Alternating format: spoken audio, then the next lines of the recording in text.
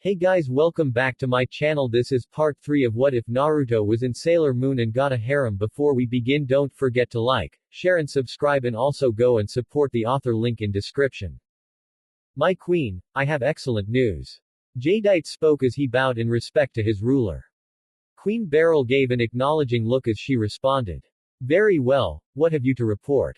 I hope for your sake that it is something that you can use to redeem yourself with.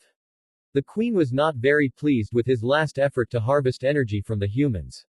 Despite the fact that the general had succeeded in gathering a large amount of energy with the gym operation, he had been forced to abandon the plan prematurely when the Senshi discovered the operation and interfered. These teen heroes were starting to become a real annoyance to the queen and her minions.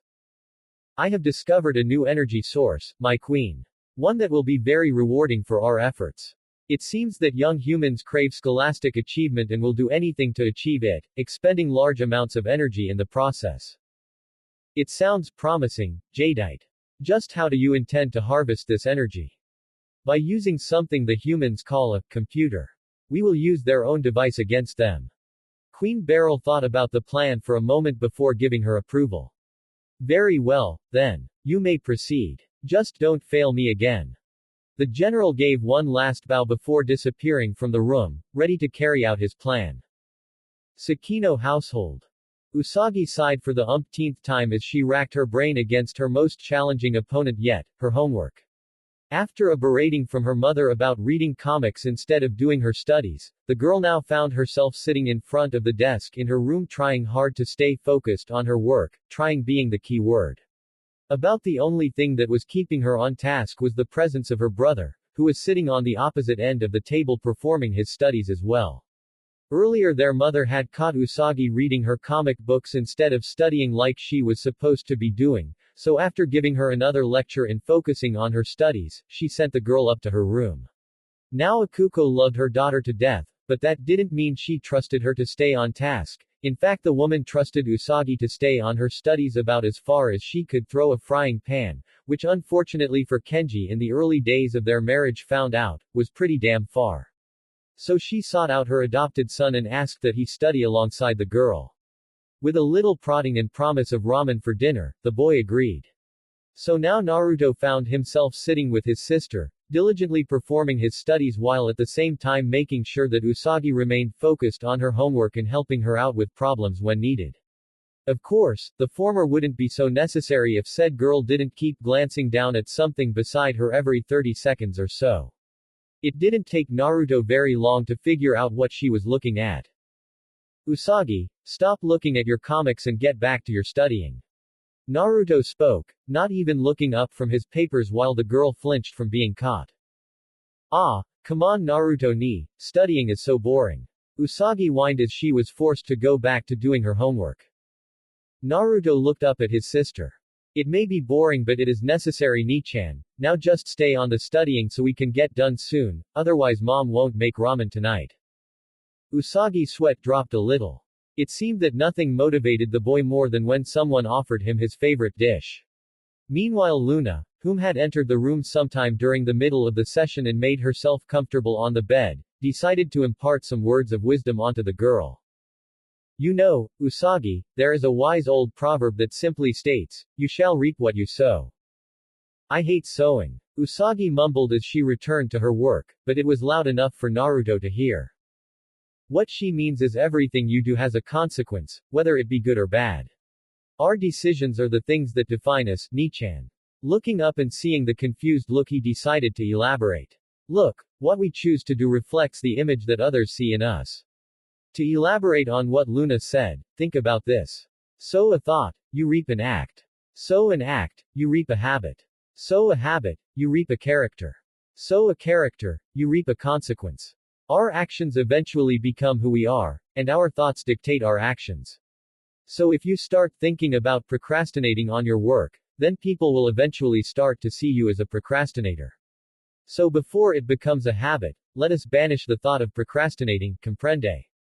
Naruto then returned to his work while the two other occupants in the room stared at the boy, one out of amazement that the blonde understood the proverb so well, while the other was just plain dumbfounded.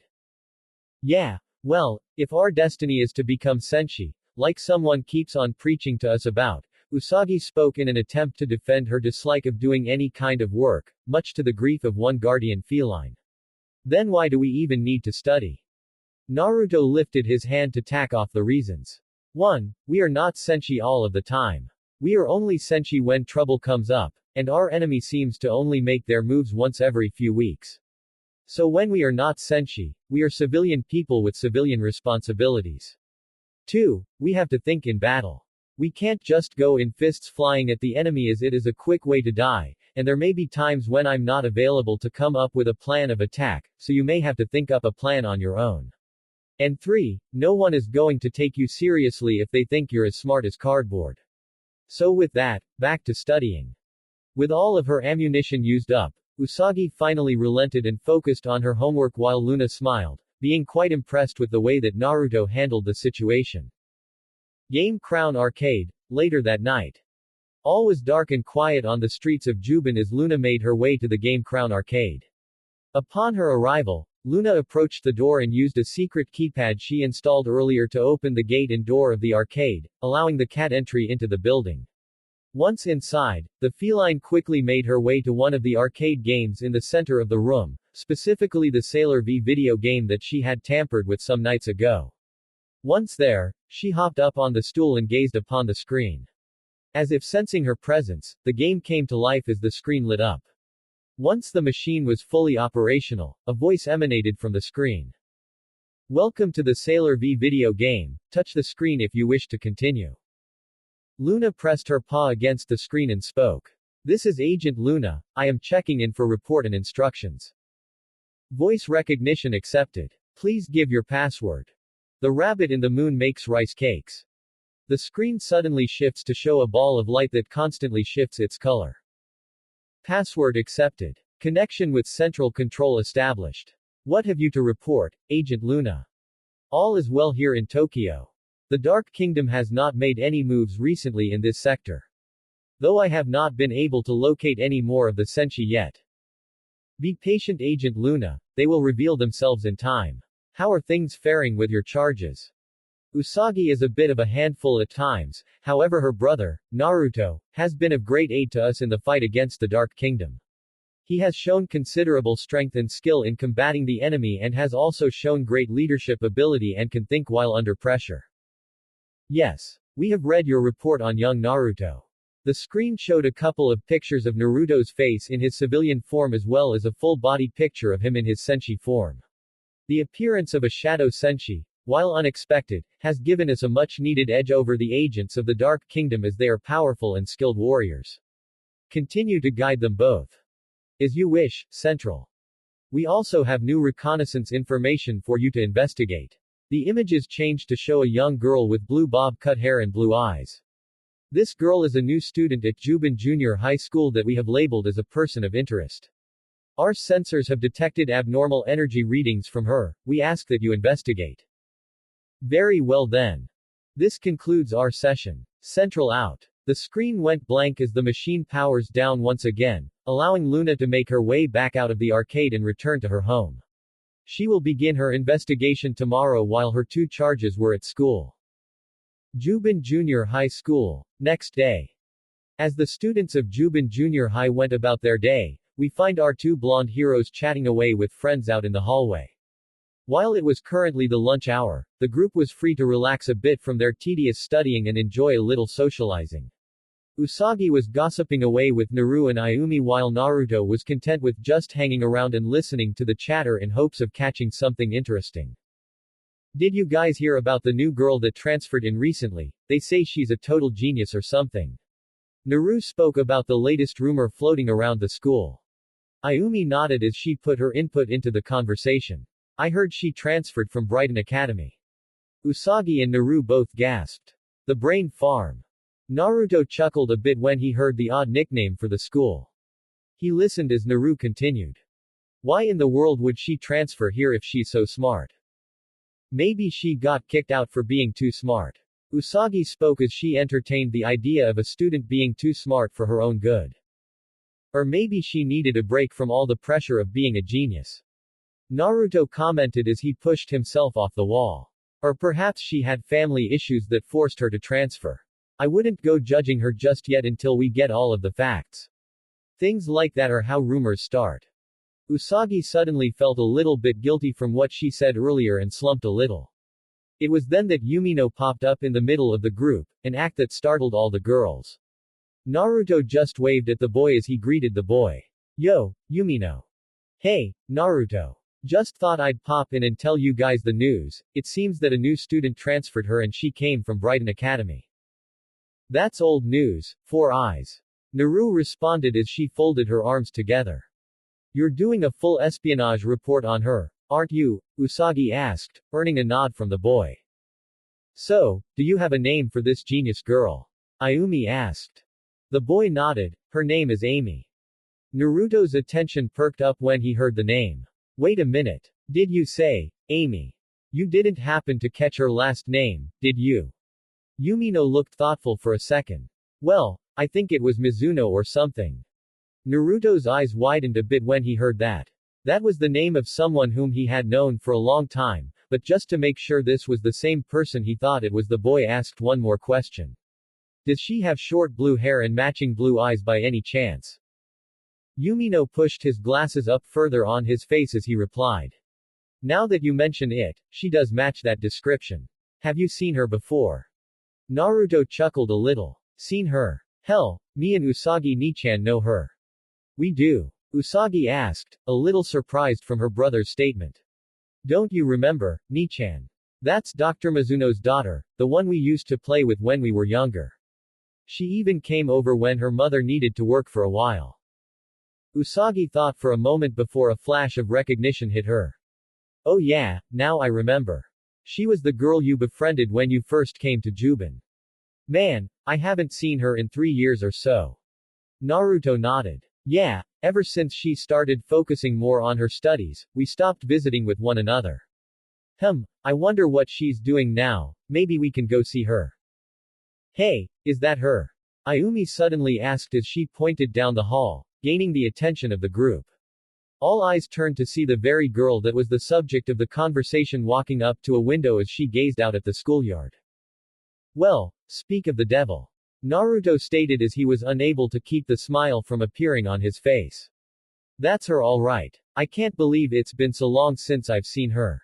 Hey, Nichan, let's go over and say hello. Usagi nodded and bid goodbye to her friends as the two blondes walked towards their long-lost friend. Mizuno Amy sighed as she gazed out at the scenery in the window. Her day had definitely not started the way she would have liked. This was her first day at a public school and she could already tell that she was going to be in for one hell of a year.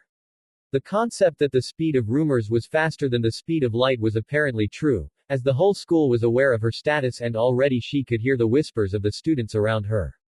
The looks and giggles she was receiving was a clear indication that whatever they were saying about her was obviously biased, inconsiderate, and untrue. She was most certainly not a brain farm reject that most of the teens around her seemed to believe, as she would admit fondly that she was one of the smartest individuals that Tokyo had to offer, and she doubted that many would believe her if she told them that she chose to transfer from Brighton Academy, rather than being expelled from the institution. She could tell anyone that being smart isn't all it's cracked up to be, and contrary to what some people think, Amy was not a natural genius.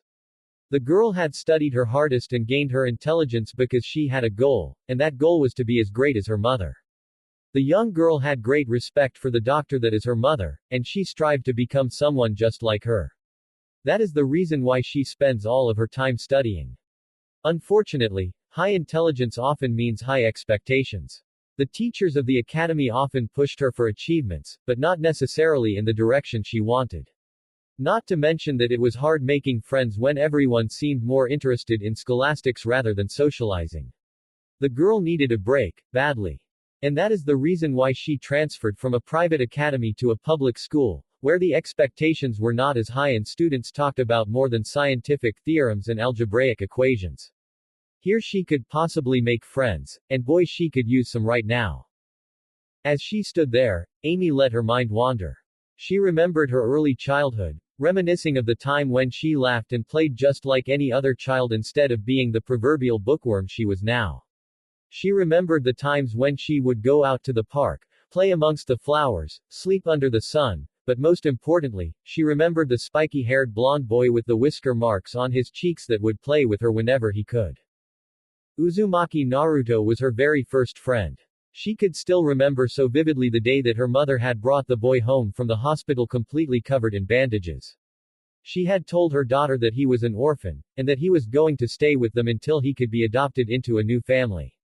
Naturally, she immediately became very curious about the strange-looking boy, since she had never seen someone with such strange-looking birthmarks. At first he was very quiet and reserved, a little hesitant to socialize and interact with anyone. When she asked her mother why, she told her that it was because he was trying to adapt to all the changes in his life. Eventually though, he did finally open up to her, and it was his idle curiosity that triggered it. The boy was amazed at the new world around him, and would often ask questions about everything that he discovered. One of the most amusing things she witnessed was when he first discovered the television. The boy was in awe of the device, having never seen one in his life, and wanted to know how it worked. Though she could not answer him, she found it humorous to see him so animated, she would put it, when he tried to reveal the secrets of the television. She found that when he did open up to her, he was friendly, caring, and nice. He also acted very mature for his age, something she would learn why later when he told her about his life before he came here.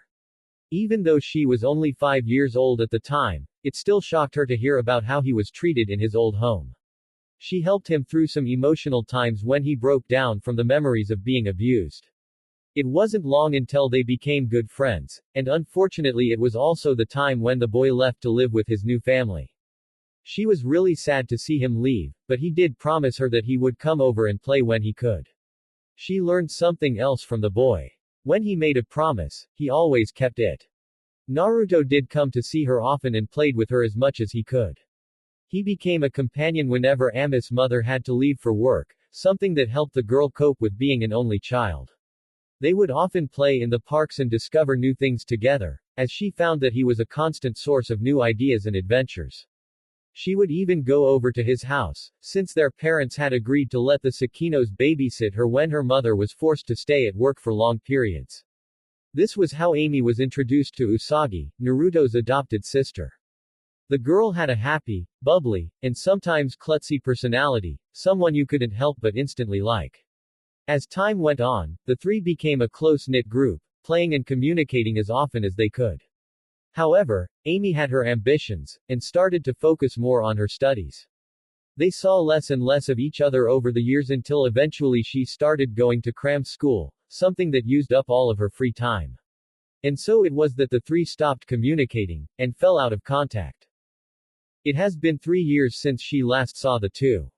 Amy let out another sigh as she thought of her situation. Perhaps focusing completely on her studies might not have been such a good idea, since now she felt very lonely. She silently wished that she could make some new friends in this school, and wished even harder that she could see her old blonde-haired friends again, especially Naruto. Wish granted. Oi, Amy-chan. Ami's eyes suddenly went wide. There was only one person she knew that ever addressed her like that. With hope filling her, she turned in the direction of the voice, and saw a spiky-haired blonde boy walking towards her that she didn't quite recognize at first, until she caught sight of the 6 whisker marks on his cheeks. The girl's eyes lit up as a big smile came to her face. Without even thinking, the girl almost flew at the boy. Naruto. Said boy was not prepared for this as the blue streak nearly knocked him over, only his reflexes honed by years of training saved him from toppling over. Amy, meanwhile, had wrapped her arms around the blonde's torso and now had Naruto in a vice-like hug. Usagi blushed a bit at the open display of affection her old friend was showing everyone while Naruto stared at the brunette for a moment before scratching the back of his head. Hee, I didn't think you'd miss me that much, Amy-chan. Finally realizing what she was doing, the girl quickly removed herself from the boy, jumped back, and started bowing repeatedly, all the while with a huge blush on her face. I'm sorry. I'm sorry. I'm sorry. I'm sorry. Amy could not believe what she did back there. Even though she really did miss Naruto and wanted badly to see him again, she didn't think that she would literally throw herself at him. She was completely embarrassed by her actions as her face now bore a gigantic blush, which only intensified as she suddenly realized that she had felt his firm body while she hugged him. Naruto waved his hand in front of him in response to the girl's apologies. Haha, it's alright. Don't worry about it. The boy gave the brunette a warm smile. It really is good to see you again, Chan. Ami's smile soon matched Naruto's. It was so good to see him again. Just then she noticed the girl who was standing next to the boy, and it was someone she could easily recognize as well. Usagi, is that you? Hiya, Amy. Long time no see. Usagi responded with a huge smile of her own. So, you're the new transfer student we've been hearing about. This is so awesome. Now we can hang out again after all these years. Usagi, the way you say it, one would think we haven't seen her in a decade. It's only been 3 years. Naruto spoke as he turned to look at his sister. Usagi pouted a little bit. But it feels like it's been that long. Usagi turned back to her blue-haired friend. It really is good to see you again. Amy nodded, the smile still present on her face. It's good to see you guys again as well. The girl couldn't be any happier right now. Here she was, reunited with her two best friends, and they hadn't changed one bit. Before any more reminiscing or merrymaking could be done, the sound of a bell ringing signaled the end of the lunch period. Oops. Looks like social time is over. Naruto commented as he turned his attention back to Amy. Looks like we're gonna have to cut our reunion short. How about we get together again sometime later? Amy nodded. Yes, I would like that very much. Alright then, catch you later, Amy-chan. Naruto then began to head back to the classroom. Come on, Ni-chan. Time for homeroom. Usagi grumbled out something about hating schoolwork before she gave one last parting smile to the brunette. See ya later, Amy. Goodbye Naruto, Usagi. Amy spoke as she too headed for her new homeroom, only this time she did it with a smile on her face and a spring in her step. Streets of Juban, after school. Naruto and Usagi walked the streets of the Juban district on their way home from school. The two were in pretty high spirits as they had both managed to pass the test that they had to take earlier that day, despite the fact that Usagi had just barely made the grade while Naruto made decent marks. As they walked, the two siblings made small talk, the majority of the conversation being the surprise reunion with their old friend. They were happy to know that they would be able to speak with Amy again after all this time. When they passed an intersection in the road, Usagi happened to glance down the street to spot the familiar blue hair of the person they were talking about. Hey, Naruto ni. Look. I think that's Amy. Usagi said as she pointed down the street. Naruto turned his head to look before smiling widely. You're right, Ni-chan. Wow, twice in the same day now. The boy turned back to his sister. Shall we go ask how her day went? Usagi nodded happily. Sure. Maybe we can all go have some fun together, just like the old days. Naruto chuckled a bit at the statement. Old days, she says. We're only 14. Naruto thought as he started to walk towards the brunette. However, he suddenly stopped when he saw a small figure quickly walking towards the girl on top of a nearby wall. The figure was easily recognized by the blonde boy. Luna. What in the world is she doing? Luna moved quickly as she closed in on her quarry. The cat had been waiting patiently near the entrance of Juban Junior High for any sign of the girl she had been informed of. When the blue-haired teen did emerge, Luna quietly tailed her until she found an opportunity to move in on her target. With the ideal moment at hand, the cat sprinted across the top of the wall and jumped. The girl only had time enough to turn her head to see the cat descend upon her like a lion pouncing on its prey. Amy cried out in surprise as a black cat landed right on her shoulders. She did not expect something like this to happen and was understandably startled by this event. However, she quickly recovered from the shock as she looked at the feline that had pounced on her, which was currently staring back. Wow, you sure startled me, little kitty. Playing Lions of the Serengeti, are we? Amy asked with a kind smile that very few people got to see as she scratched the cat's chin. Luna, who moments ago was staring rather intently at the brunette in hopes of detecting something from her, was now trying her hardest not to purr out of contentment as the girl's fingers gently messaged her lower jaw. The cat shook her head to clear her thoughts when she realized that she was leaning into the girl's hand. What in the world am I doing? Meanwhile, Both Naruto and Usagi watched in both fascination and curiosity at the scene before them. What is Luna doing, Naruto ni? I have no idea. Let's find out. Naruto responded as the two began to walk towards Brunette, who was talking about wishing she had a kitty. When they got close enough, Naruto called out, Luna. Upon hearing her name, the cat turned around and jumped off the Brunette before running to her charges and jumping up into Naruto's arms. Amy turned around and smiled once again as she was approached by her old friends once more. Naruto, Usagi, I didn't think I'd run into you again today. Amy spoke as she walked up to the pair. Does that cat belong to you? Naruto smiled. That's right, Amy. This here is Luna. Say, hi, Luna. Luna responded as any other cat would. Meow. Amy smiled wider as she reached out to pet the cat. Nice to meet you, Luna. A few minutes later, the three could be seen walking down the street towards the shopping district of Juban. The two siblings had managed to convince Amy to go with them to their favorite hangout spot to celebrate their 3-year reunion. As the group walked, they talked idly to one another. So, how was your first day at Juban Junior High, Amy?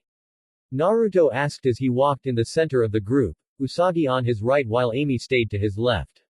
Luna sat perched on his arm. Amy smiled at the blonde boy. It was actually pretty good. The school is a lot more relaxed atmosphere compared to the school I went to before. I must admit, it's a nice change of pace for me. Amy was very pleased with the school she was now studying in. It felt really good for her to be relieved of all that pressure she felt at Brighton Academy. Although she was afraid that she wouldn't make any friends thanks to her status and the rumors going around about her, those fears were put to rest when she was reunited with her old friends. The girl had spent the rest of the day in high spirits after her talk with Naruto and Usagi, although she could not figure out why she was receiving a lot of glares from many of the other girls in her class. She had wondered if she had done something to offend them. Gee, I don't know, maybe it had something to do with hugging the school hottie right in front of everyone. Naruto chuckled a bit. Yeah, I can only imagine how it feels. The boy then remembered something he had heard before and decided to ask. By the way, Amy-chan. I had heard that you got the highest score on the national academic exam a year or so ago. Is that true? Amy rubbed the back of her head. Well, I don't usually boast about things like that. Usagi's eyes widened in shock. No way, you aced the national. Wow, Amy, you really are smart. Naruto chuckled as he patted the brunette on the back. Of course she is. Ever since I first talked to her, Amy-chan has always been the smartest girl I've known. Amy developed a decent blush on her face from receiving praise from the two blondes. As the trio continued to walk, Naruto decided now was a good time to ask Luna why she jumped on Amy a while ago. Slowing his pace a little, he allowed the two girls to gain some distance between them before speaking to Luna. Hey Luna, I've been meaning to ask. Why did you jump on Amy-chan back there? Naruto kept his voice low so that Amy wouldn't notice that he was talking to a cat. It would be pretty awkward to try to explain to her why he was holding a conversation with a feline. Luna looked up from her resting spot on his arm. I'm sorry about that, Naruto. I was asked to investigate Amy by my superiors. Luna had told the two of Central Control and their role as an information network and command center as it was they who told her to look in the Juban area in order to find the senshi. Alright, I'll buy that. But what does Central want with Amy-chan? They said that they detected a strange energy signature from her. What? Strange energy? Naruto looked back to the brunette who was enjoying her conversation with Usagi. Neither before when they first spoke to her in school nor now has he been able to detect anything strange about her. She was the same girl that he had befriended all those years ago. Are you sure about that, Luna? I mean, this is my old friend Amy-chan after all. Luna thought about it for a moment. Well, I'm not quite sure. When I made contact with her, I didn't really feel anything strange about her. We'll keep an eye on her to see if anything happens later. Naruto became a little worried with this information and hoped that nothing bad would come of it. Not long after that, the boy was pulled out of his thoughts when his sister called to him to catch up since they were nearing their destination. With a nod, the boy sped up until he rejoined the group. Game Crown, 1 hour later. The arcade was once more packed with customers as the place was filled with the sights and sounds of people who were taking a break from the rigors of everyday life. Over at the Sailor V video game we find Usagi hammering away at the controls while Naruto and Amy watch the blonde girl trying desperately to conquer the game, and failing.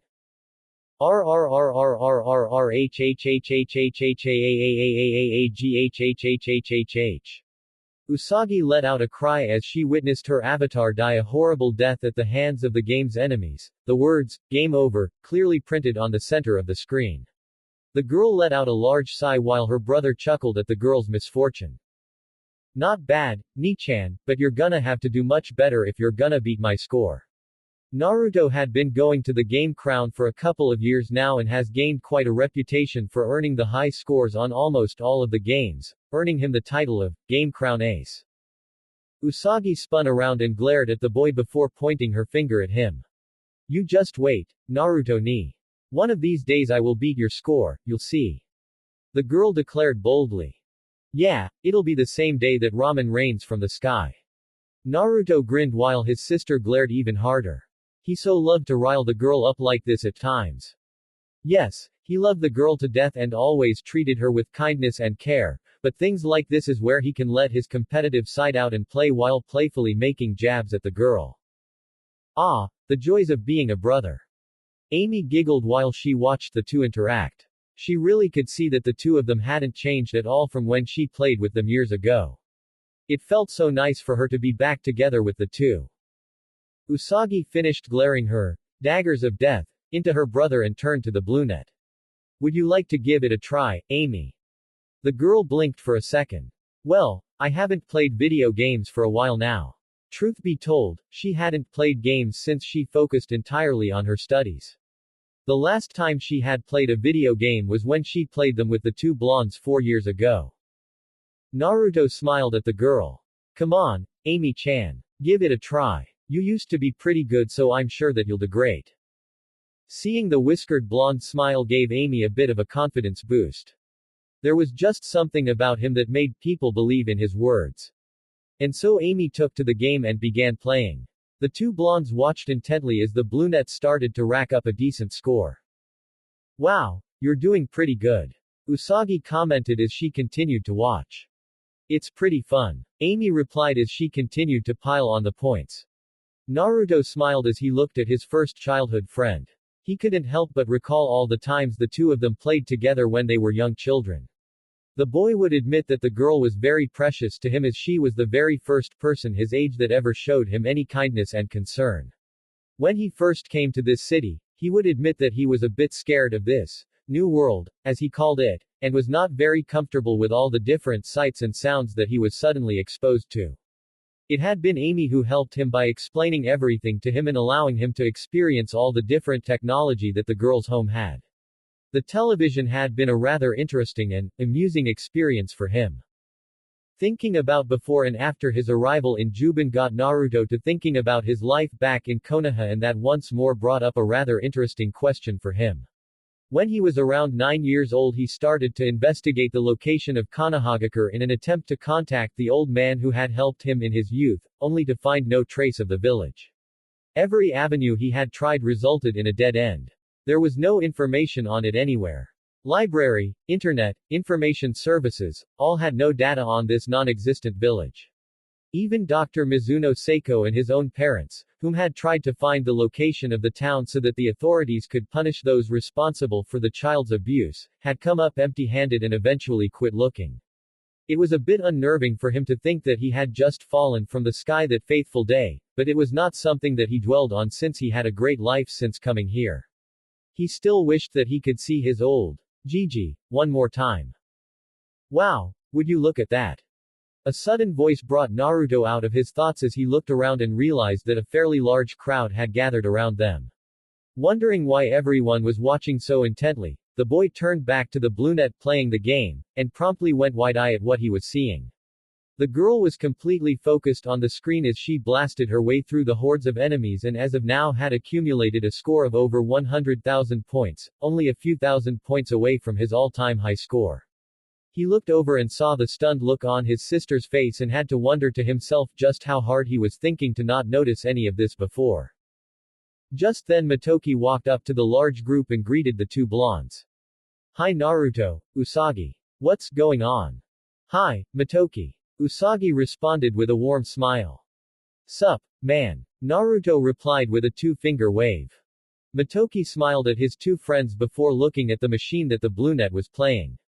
Upon seeing the score the girl possessed, the man became shocked. Whoa, who's playing? Usagi turned back to her friend. This is my friend Amy. Not too bad, is she? Usagi responded dryly.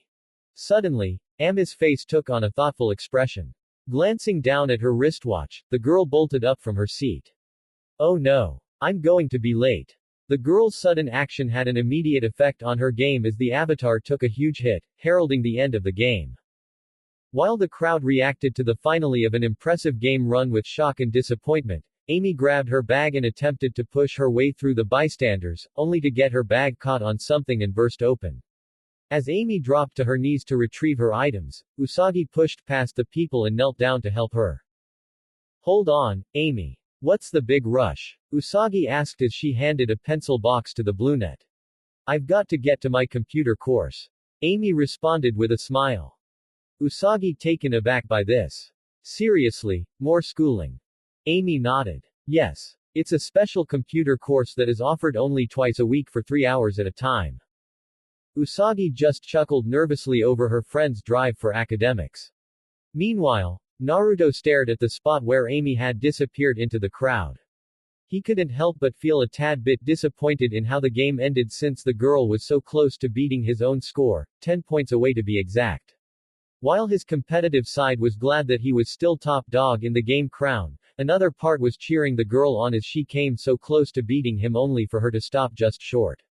With a sigh the boy turned back to the machine and imputed AMI into the high score list. With the girl's name securely placed in the number 2 position, right underneath the name Ace for highest score, the blonde boy began to make his way out of the crowd when the owner of the arcade stopped him. Hey, Naruto, could you hold up for a second? Naruto turned around to see Motoki walking up to him. What's up, Motoki? I just wanted to see if you could help me really quick. You see I got a few new games in the back that need to be moved around. I can use some extra muscle. Naruto smiled and replied. If it's extra muscle you're looking for, I got plenty of it. Great. If you would, go ahead and head for the back and I'll be there shortly. The blonde gave Motoki a nod and walked past the man and into the back of the arcade while said owner looked to see Usagi and Amy leaving the arcade through the front door. While he started to walk towards the back room, a sudden glint caught his eye. Motoki knelt down and picked up a compact disc from the floor. Not recognizing it as one of his, the man came to the conclusion that it was one of the girls. Wanting to return the CD, Motoki quickly rushed to the front door. Outside the game crown. Well, see you tomorrow and tell Naruto I said bye. Amy waved farewell to her blonde friend as she sped off towards her computer class. Usagi waved back as she watched the brunette disappear around a corner before giving a small sigh, thinking about how much fun it was to interact with Amy again after 3 years. There you are. The voice of Motoki snapped Usagi out of her thoughts as she turned to see her crush walking up to her. I'm glad you're still here, Usagi. You are. Usagi replied with a blush on her face, seeing that the man wanted to see her.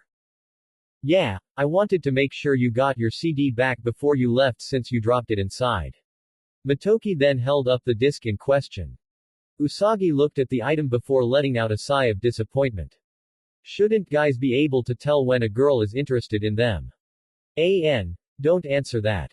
Realizing that she was making a scene in front of the man, Usagi laughed sheepishly before taking the disc.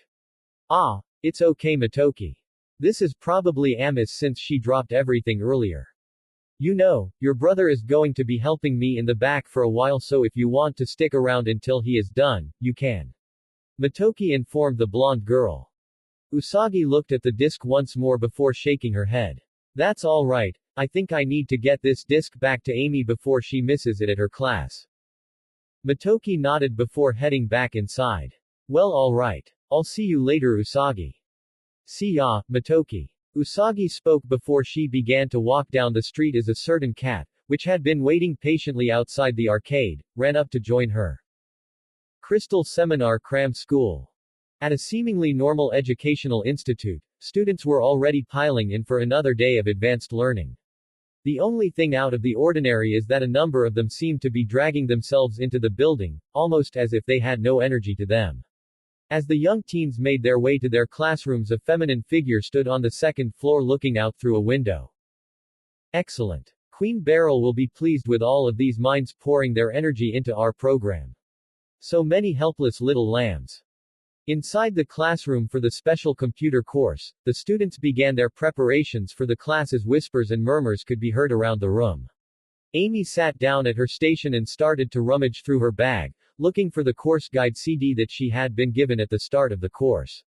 She was told that the disc was a study guide and aid used in the course, and the teacher had highly recommended that the students use it during their studies. Amy, however, never used it since she was very intelligent and liked to do her work without the use of course aids, though that didn't mean she never kept it close by in the event that she needed it for something. Better safe than sorry after all. As she continued to sort through her bag, she noticed that she couldn't seem to find it as easily as before. Crediting this event to the fact that her belongings had spilled out of her bag back at the arcade, the girl resumed her search. However, after going back through the bag 3 or 4 times, Amy realized that the disc was in fact not in her bag at all. Oh no. My disc is gone. I must have dropped it back at the arcade. However, this realization did not dampen her spirit as she began to pull out her books and study material out of the bag. I'll just go without it. No sooner did she think that sentence did she feel a hand grab onto her shoulder. The slightly startled girl turned to find her instructor looking right at her. The teacher was one that could be considered attractive by many. With a heart-shaped face, brown almond eyes, shoulder-length brown hair and fair skin, this woman was bound to turn a few heads. Hello there, Amy. I am very impressed with the energy you have put into this course. As my prized student, I was wondering if you would like to lead the class today. Amy gave a nod to her teacher. Of course. The teacher smiled at the young girl. Good. Class will begin in a few minutes. As the teacher walked off, Amy gave out a small sigh of relief. The girl was certain that the teacher would be upset for her not bringing the assigned material to class and would scold her. It was rather fortunate that she didn't seem to notice. Outside the building. Blee. More school. I don't go to school any more than I absolutely have to, it's bad for my health. Usagi stated as she stared at the entrance to the building which held the seminar. It had taken them a bit of time and some asking around to locate the place, but now both Usagi and Luna stood in front of a 2-story building that was used for secondary and extracurricular learning. As the girl blanched at the thought of doing any kind of excess studying, and by extension meant that she didn't want to be anywhere near this place, Usagi pulled the CD from out of her bag and looked at it. Realizing that she had to go in to return the disc, she sighed. Luna, meanwhile, was picking up some very strange vibrations emanating from the upper level of the building ever since the two approached and was very tense at the moment. Usagi, I want you to be careful going in there. The blonde looked down at the cat in confusion. Huh. But why? I'm picking up some weird feeling from the building and it could be from Dark Kingdom activity. You never know when you might stumble onto one of their plots. Usagi stared at the feline for a moment, doubt clearly written on her face. Yeah, sure. I think you're getting a little bit paranoid, Luna. Talking to yourself again, meatball head. Both Usagi and Luna suddenly tensed up when they heard a very familiar voice behind them. Turning around quickly, the two found themselves face to face with none other than Mamoru.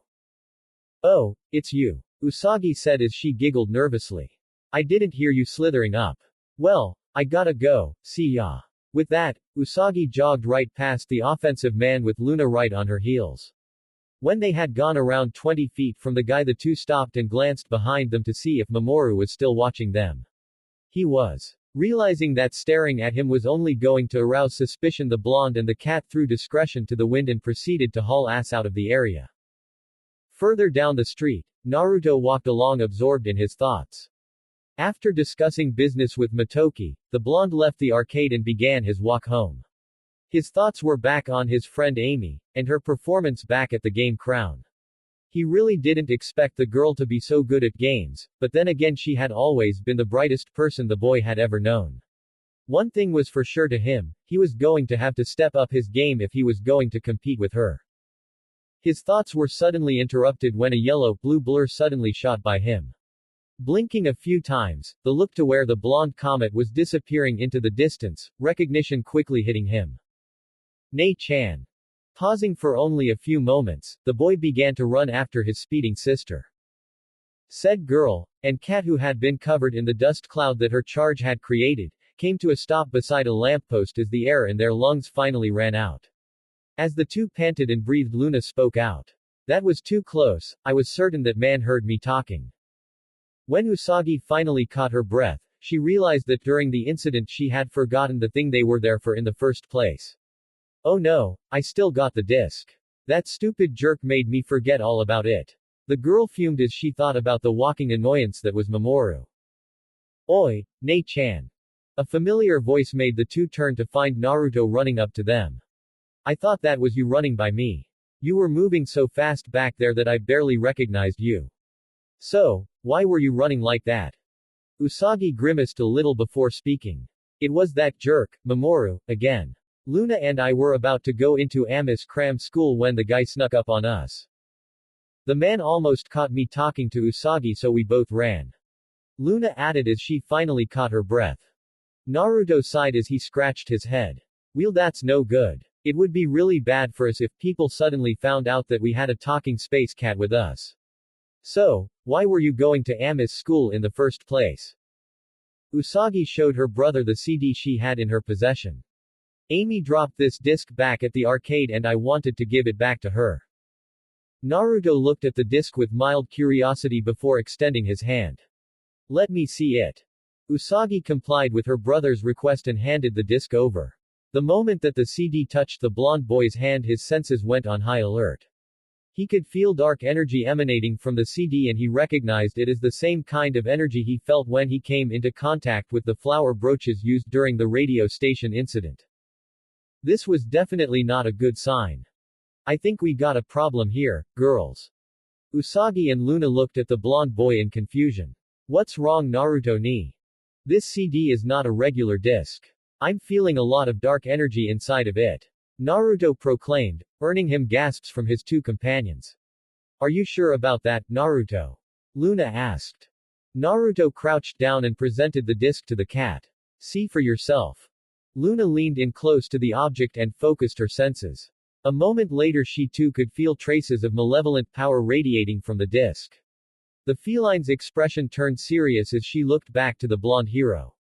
You're right, Naruto. I do sense evil from the disc. I also sensed something from the cram school we were at just before we had to run off. Naruto stood back up, nodded to Luna, then redirected his attention back to the disc. I think it's high time we found out what is on this CD. There is a library not too far from here with computers that we can use. And so the trio made haste to their destination, fully intending to get some answers. Juban Public Library. When the group arrived, they immediately made their way to one of the public computer terminals inside the library study area. Sitting down in front of the screen, Naruto opened the disk drive and popped the disk in. When that step was done, the boy began to navigate his way through the computer's directory to access the contents of the disk. Usagi looked on in awe of her brother's technological expertise. Wow, Naruto ni. I didn't know you were so good at computers. Naruto chuckled a little. Well, it's kind of hard not to pick up the ability in this day and age. The boy could not have spoken truer words. In an age where technology was so advanced and virtually everything relied on computers, it was mandatory for a person to learn how to use them. Although, the advent of the digital age was not without some consequences. With information being exchanged at such a high rate, it was almost impossible to keep track of it all. Hacking and cyber-terrorism have become a common threat as a person's identity is stolen every 3 seconds, cybercrime is committed every 3 minutes and thousands of people lose their life savings in the blink of an eye, literally. And while the World Wide Web has granted people access to information as easily as breathing, many business and organizations that have existed for decades, even centuries, are suddenly becoming obsolete. Posts offices are being used less and less as messages are now being sent via email, and libraries like the one the boy was in are closing down due to lack of visitors and contributors. It was kind of ironic that they were using a machine that would one day put this very building out of commission. Ironic, and sad. Naruto's musing was disrupted as the computer signaled its user that the disk had been accessed and was starting the program. The three watched the monitor as information began to flash on the screen. "This doesn't look much like of a learning program to me," Naruto stated as his eyes scanned through the contents of the program. Suddenly, a noise began to emanate from the computer that quickly caught the boy's attention. "What the hell?" Naruto exclaimed as he listened to the sound. It seemed to be some kind of high-pitched ringing sound that the program seemed to be generating, which was quite an interesting phenomena considering that the computer that they were using didn't appear to have speakers connected to it. An unexpected moaning from behind him drew his attention to the two other individuals in the room. Naruto found himself quite startled when he found both Usagi and Luna in an apparent daze as both held a blank expression on their faces while their eyes seemed to have glazed over. "What's going on here?" the boy questioned out loud as he started to move towards the two. His attempt to aid his two companions was suddenly halted when a strange sense of vertigo took hold of him. As the room began to spin and distort in his vision, he began to feel a force affecting the flow of energy within his own body as if it was trying to take control and redirect it. Using his willpower, Naruto shook off the vertigo and stood straight while bringing his hands together to form a Torah sign while at the same time concentrating the flow of his energy to the surface of his body. Once the amount of energy was sufficient, Naruto released it. Kai. The effect was almost instant as the expelled energy disrupted the force that was trying to take control of him. It also seemed to have the added effect of snapping Usagi and Luna out of their trances as they both blinked a couple of times before shaking their heads. "What just happened?" Usagi asked as she rubbed her head as she was in a bit of a daze. "I think this thing just tried to hypnotize us," Naruto responded as he turned back to the monitor. Just then the three heard a voice speak out from the computer. "Welcome student. You have been specially selected to supply your energy to our great ruler, Queen Beryl. From now on you shall only obey the orders of the Dark Kingdom." Usagi and Luna gasped while Naruto narrowed his eyes. So this was another scheme from the Dark Kingdom. It's a brainwashing program. Does that mean that Amy has been brainwashed? Usagi asked, now very worried for her blue-haired friend.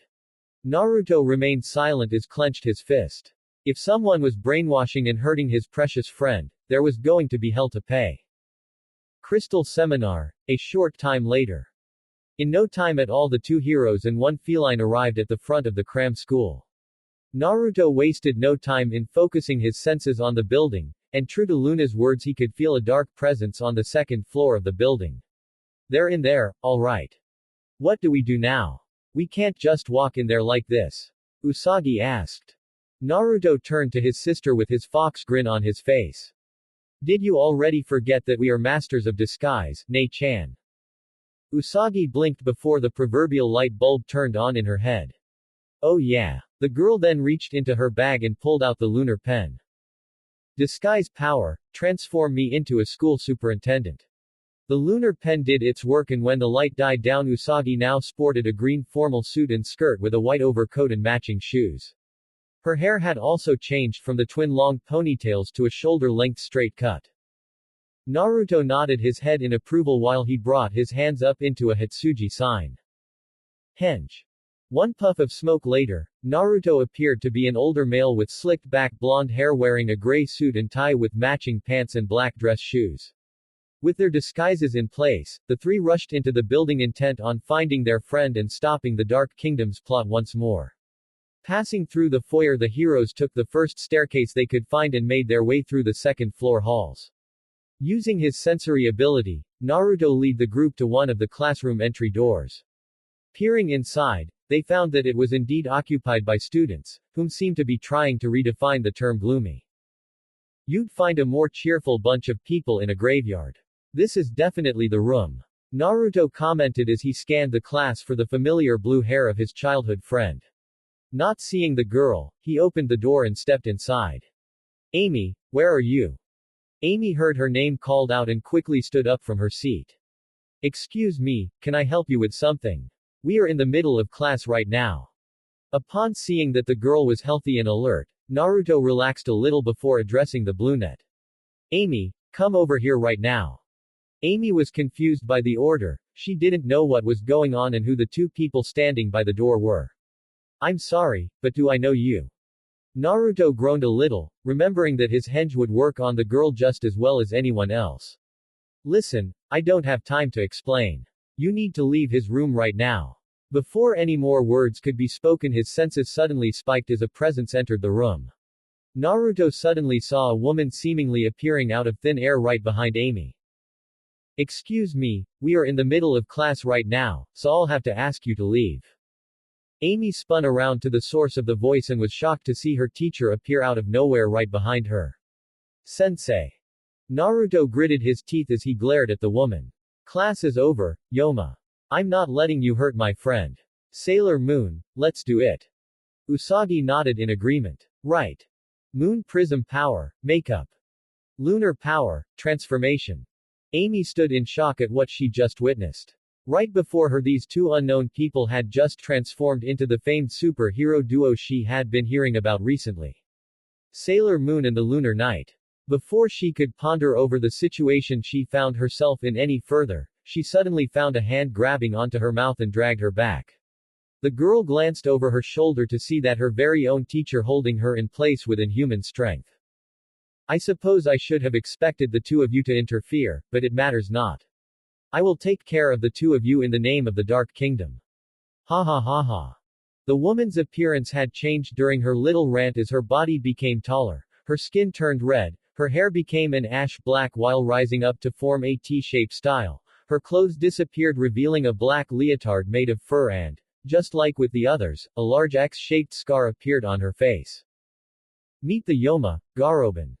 Sailor Moon cringed a bit at the Yoma's appearance. She was just about to go into her introduction when she heard a low growl coming from her masked counterpart.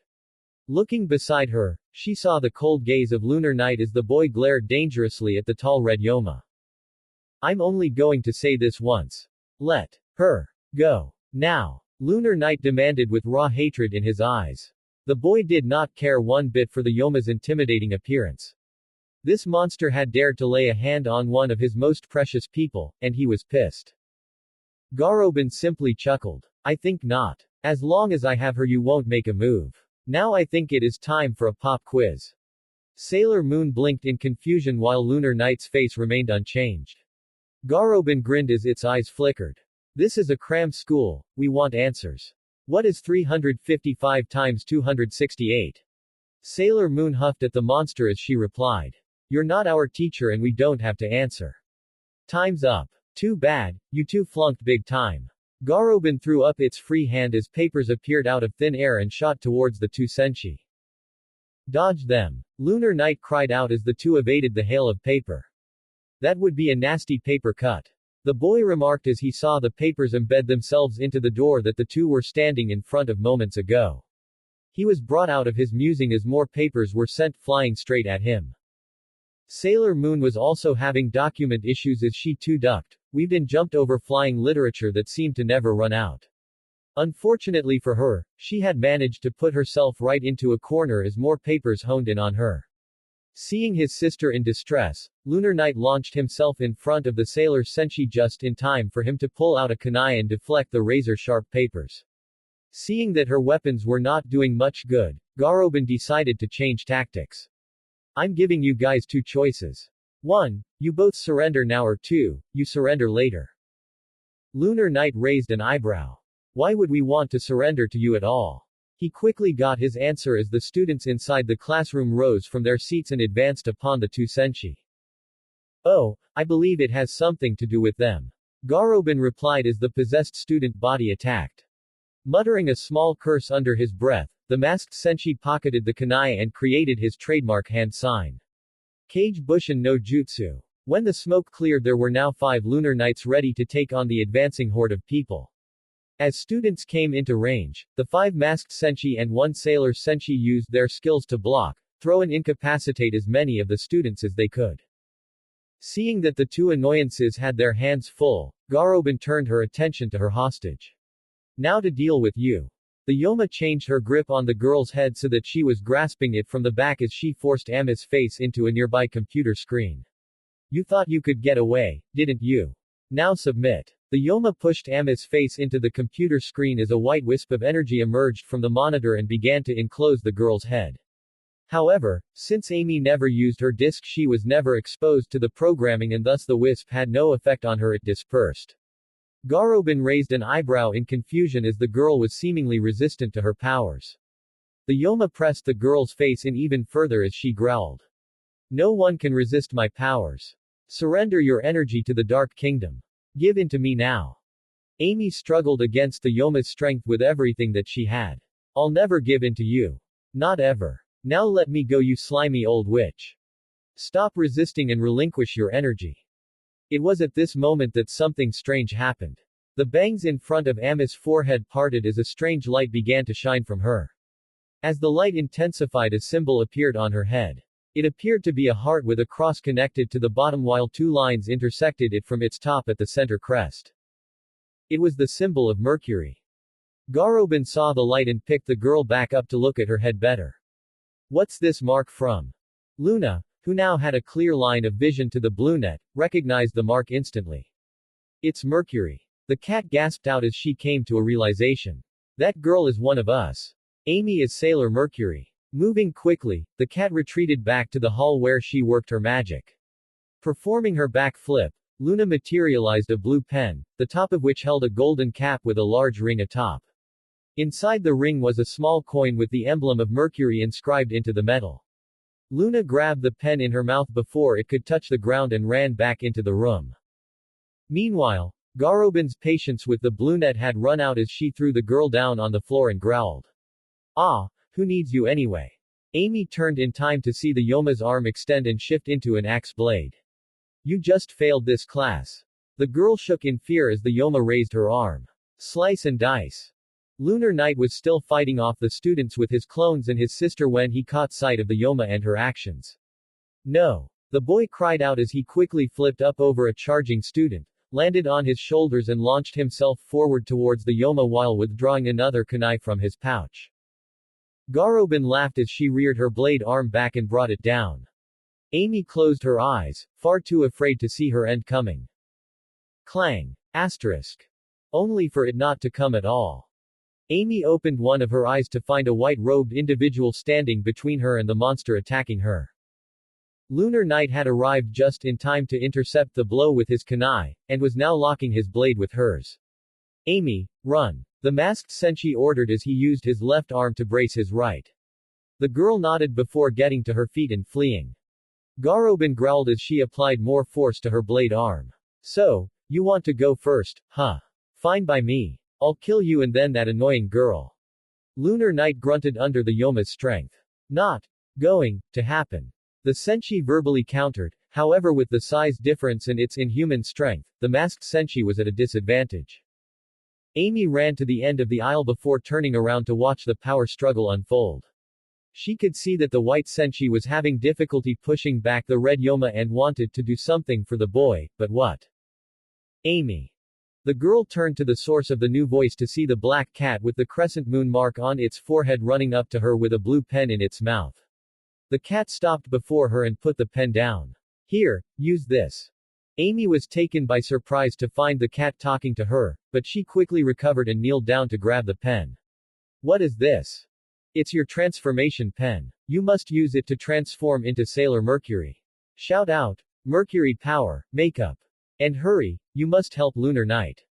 Said senshi was starting to lose the struggle as the axe blade of the Yoma inched ever closer to the masked hero's face. Amy took one last look at the two before steeling herself with resolve. Accepting her new fate, she shouted. Mercury power, makeup. As her initial transformation began, the girl's clothes dissolved as a water-like liquid emerged from the pen and wrapped itself around the girl's torso, arms and legs. A ripple of light pulsed from her body as the liquid converted into clothing. Amy now wore the same sailor fuku that Sailor Moon has. The big difference was that her boots, accents and the gem on her tiara were blue while the bows on the front and back were light blue. Sailor Mercury had arrived. Lunar Knight grunted as he could feel the last of his strength disappearing under the Yoma's power while Garobin began to cackle, sensing that victory was near. Quick, Mercury! Use your Sabao spray! Luna shouted. Amy nodded her head as she turned to the struggling pair. Bringing her hands together in front of her, Mercury formed a blue sphere in her hands before raising her arms in front of her in an X shape while the sphere remained in its position in front of her. Sabao spray! Mercury threw her arms out, launching the sphere forward which instantly turned into a cloud of bubbles. When the bubbles reached a certain distance, they popped, releasing a thick mist that clouded the room. Garobin was suddenly taken back when the room became shrouded in mist. Using the distraction to his advantage, Lunar Knight pushed the axe back, forcing the Yoma to drop its guard. Seeing this opening, the masked senshi raised his leg and heel kicked the Yoma in the stomach, making the creature stagger backward in pain. Now outside the Yoma's range, Lunar Knight walked backwards into the mist, vanishing from sight. Garobin recovered from the blow only to find her opponent nowhere in sight. Looking around, she suddenly began to shiver as the temperature of the room dropped. It's freezing. The Yoma stated as she wrapped her arms around herself. The mist also had an effect on the students as they stopped their assault on the Lunar Knight clones and Sailor Moon before dropping to the floor unconscious. Garobin continued to shiver as she looked around for her enemies. Suddenly an image of Mercury appeared in the mist nearby. Seeing the Bluenet Senshi, Garobin attacked. Got you. She threw her axe hand forward in an effort to kill the girl only to find the blade passing through the girl and into a computer monitor. Missed me. Mercury taunted somewhere in the mist. Garobin growled angrily as she spun around, trying desperately to locate the girl. Where are you? I'm gonna kill you. While this was going on, Lunar Knight stood in the mist, his senses locked onto the Yoma's location. His head was tilted down as a shadow covered his eyes. This Yoma had dared to target the first friend he ever had, lure her in, take her hostage, and worst of all, tried to kill her. His patience with the monster had run out, and now he was going to end this fight himself. Raising his head up, he revealed a pair of cold, merciless blue eyes. Giving a mental command to his clones, the 4 copies dispelled, leaving a slightly confused Sailor Moon in the corner of the room. Raising his kunai up in a reverse grip, his moon emblem began to glow once more. The white kunai began to glow as well, only much brighter until the whole weapon was enveloped in light. The blade extended itself until it was 3 feet long. The weapon now ready, Lunar Knight charged towards the Yoma. When he was halfway to his target, the masked senshi jumped into the air and reared the blade back. Garobin was still looking around when movement caught her eye. Spinning around, she saw the white senshi bearing down upon her. With hardly any time to react, the Yoma brought her blade up to block the attack. Lunar Knight was not going to have any of it as he executed his attack. Assassin Strike. 1. Lunar Knight brought his arm back around in a slicing motion, seemingly cutting the air itself with light. When the light faded, we find Lunar Knight landing in a crouch 10 feet behind the Yoma with their backs toward one another.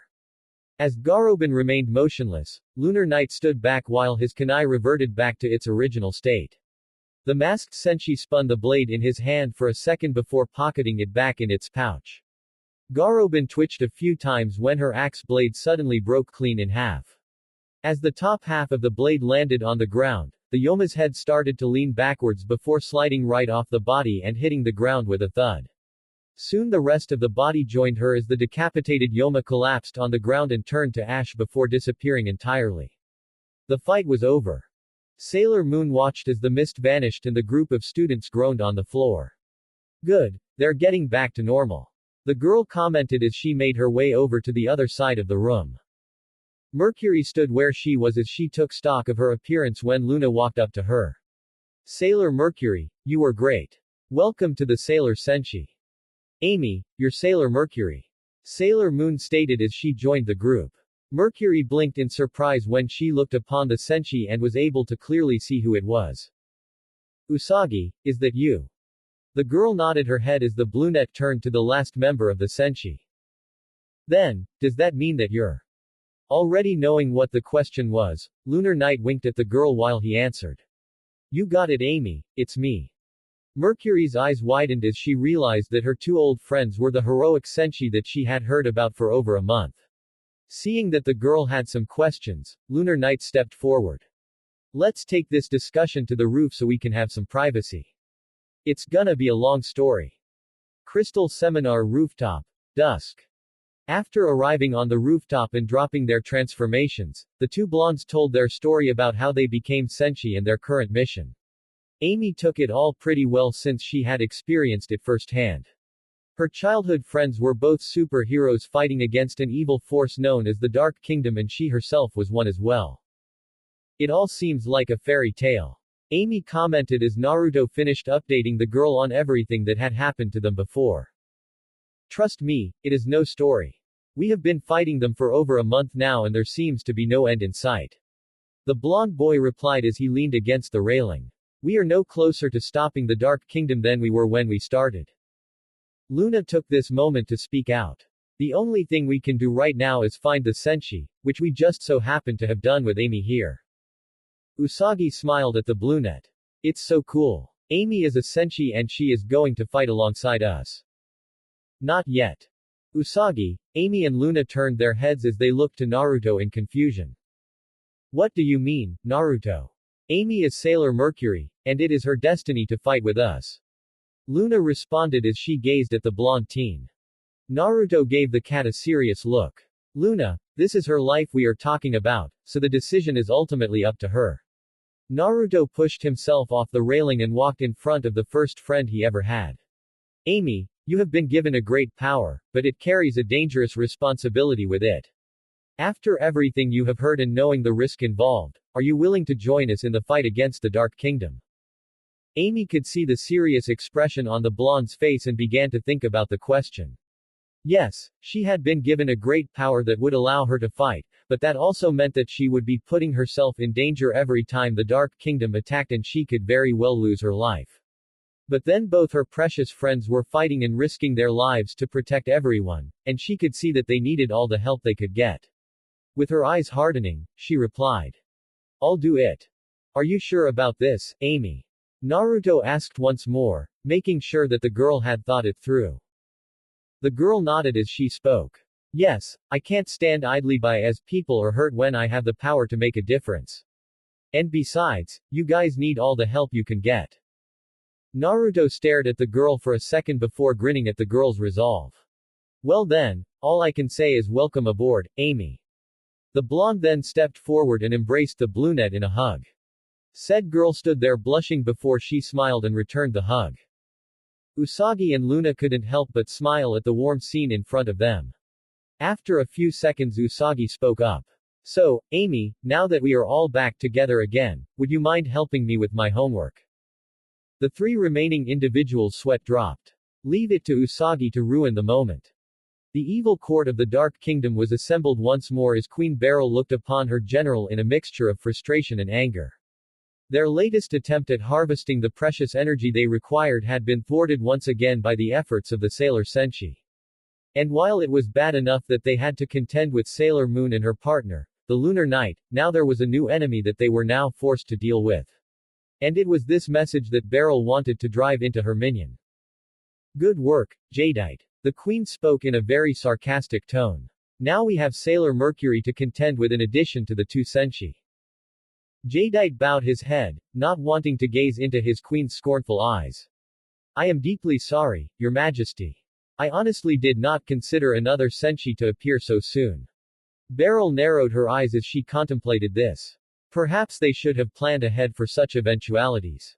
After all, there were at least 5 Sailor Senshi present during the destruction of the Moon Kingdom all those centuries ago, so those 5 should have been reincarnated by now.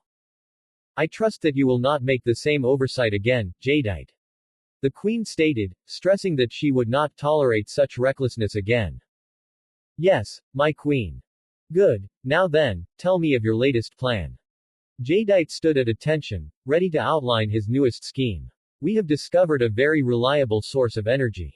It seems that humans expend a huge amount of energy when they are stressed, or are pressed for time. And while we can easily harvest this energy on its own, we shall double the amount by speeding up the process. Thereby gathering even more energy for us. We already have everything in place. Beryl thought it over briefly before she gave her approval. Very well, Jadeite, you may proceed. And, if your agent happens to come in contact with the senshi again, I want them eliminated, understand? Yes, my queen. Juban Shopping Mall. After the fateful reunion of childhood friends and the unexpected addition to the senshi ranks, the 2 girls and 1 boy decided to make up for lost time of 3 years by hanging out every hour they could spare. Over the past week the group was inseparable, always talking and playing together whenever they didn't have things like homeroom or other school activities. After school, the gang would find something to do. One of the first things they did was pay a visit to Ami's mother, Seiko. The brunette doctor just happened to be home on a rare day off, and was pleasantly surprised when her daughter came home with 2 very familiar young blondes. Seiko was ecstatic to see Naruto and Usagi in her home after so long and wasted no time in switching to hostess mode and serving the siblings with tea and sweets while talking to them about their lives. During the visit, Seiko had noticed how much more happy and open her daughter appeared to be, and it was something that brought great relief to the doctor. Before, Amy had always focused on her studies and never took time to enjoy herself the way that other teenage girls usually did, and Seiko was concerned that it would affect her social skills later on. Now it looked she didn't have to worry about that. Another event that transpired was when the trio hit the game crown. Naruto had officially made a challenge to Amy in her gaming skills, and the girl was more than happy to accept. And so, with Usagi as official judge, the blonde and brunette spent an evening playing as many games as possible in an effort to beat one another. While Naruto lived up to his reputation as game crown ace, having taken numerous wins, Amy proved that she could take as many wins as she could lose as she had managed to not only beat the blonde at a number of games, but also claim the top spot on the high scores list. In the end, the score came out dead even and both opponents emerged from the arcade smiling. The group would make several more trips together, including a trip to the library much to the chagrin of Usagi, until at last we find ourselves at our current location at the Juban Shopping Mall on a beautiful Sunday afternoon, or more specifically, a clothing store within the mall. Do you think I look good in this dress? Amy asked her fellow sailor Senshi as she held up an aqua green dress with white frills around the neck while speaking with a mock British accent. Of course, darling. Usagi responded with a similar voice while she held an orange dress jacket and matching short skirt up to herself. The 2 girls took one quick look at each other before they called out in unison. We both look simply marvelous. Their outcry had the effect of drawing the attention of a nearby female sales clerk who glanced over at them and frowned, a sure sign that she was not entertained by the outburst of the 2 young teens. Great. Just what I need right now, a couple of loud kids pretending to be women. The clerk thought as she let out a frustrated sigh. This gig is bad enough with customers who don't have anything better to do than mess up all of the clothing displays while bombarding me with requests to check prices and inventory for things we don't even have. Now I have to deal with children playing dress up. Sometimes I really hate this job. Hey girls, what do you think? The females, including the clerk, looked up at the origin of the voice to find a young spiky-haired blonde approach the 2 girls in some clothes that he had picked out. Then again, it does have its perks. The woman thought as she took in the young man's appearance. While the girls were busy in the woman's section of the store, Naruto was browsing the men's area and had found some choice articles that he had decided to try on. The blonde was sporting a Mark New York black leather jacket with a white undershirt and a pair of James jeans dark blue stretched denim for pants. Naruto strolled over to the 2 schoolgirls and posed for them. Wow Naruto ni, you look good. Usagi praised as she took in her brother's appearance. The statement was backed up by Amy who simply nodded a couple of times at the blonde boy. Naruto chuckled a little bit as he re-examined the clothing he wore at the time. Yeah, I think so too. I think I'll take them. The blonde then directed his attention to the clerk who was eyeing him up and down. Excuse me miss, can you ring these up for me? The clerk snapped out of her trance and responded with the best smile she could make. Sure thing, handsome. Right this way. With that the woman made her way to the counter with the blonde boy in tow. Usagi chuckled a little as she watched her brother trail behind the store employee. He always did find a way to draw people's attention to himself, especially those of the opposite gender. The girl turned to her friend to comment on said topic when she noticed that the brunette seemed to be giving the store clerk the evil eye. Is she glaring? Usagi asked herself as she stared at her fellow sailor Senshi. For as long as the blonde has known the girl, she has always been a kind, friendly and polite person who rarely ever lost her composure. To see her actually showing hostility was surprising. Hey, Amy, are you okay? Amy blinked a few times as she was brought out of her thoughts and turned to her friend, smiling sheepishly. Oh, yes, I'm fine, Usagi. The brunette was a little bit embarrassed that not only was she caught glaring at the sales clerk, there was the fact that she was glaring, which was a bit foreign to her considering her general kind-hearted nature. A few minutes later the blonde young man returned with a few bags in tow. After leaving the clothing store, the trio made their way around the mall, sampling and partaking of all the sights and novelties the place had to offer. Eventually the group found their way into a bookstore after Amy insisted on getting a book she was looking for. Of course, Naruto immediately agreed since he could find something he was searching for too. In a short amount of time Usagi found a small comic that piqued her interest and moved over to her brunette friend who was holding a thick book under her arm. I found the comic I wanted. The blonde girl declared as she held up said comic to her friend. Amy, however, appeared to be in her own little world as she glanced around at all of the tomes of knowledge surrounding her. Ah, I could stay here forever. Oh, I'm sorry, Usagi. Did you say something? I said I found the comic I wanted. What did you find? Amy held up the book she was carrying. An advanced physics book. Usagi looked at the book with a curious and scrutinizing eye. After a second or two, her curiosity won out. Let me have a look at it.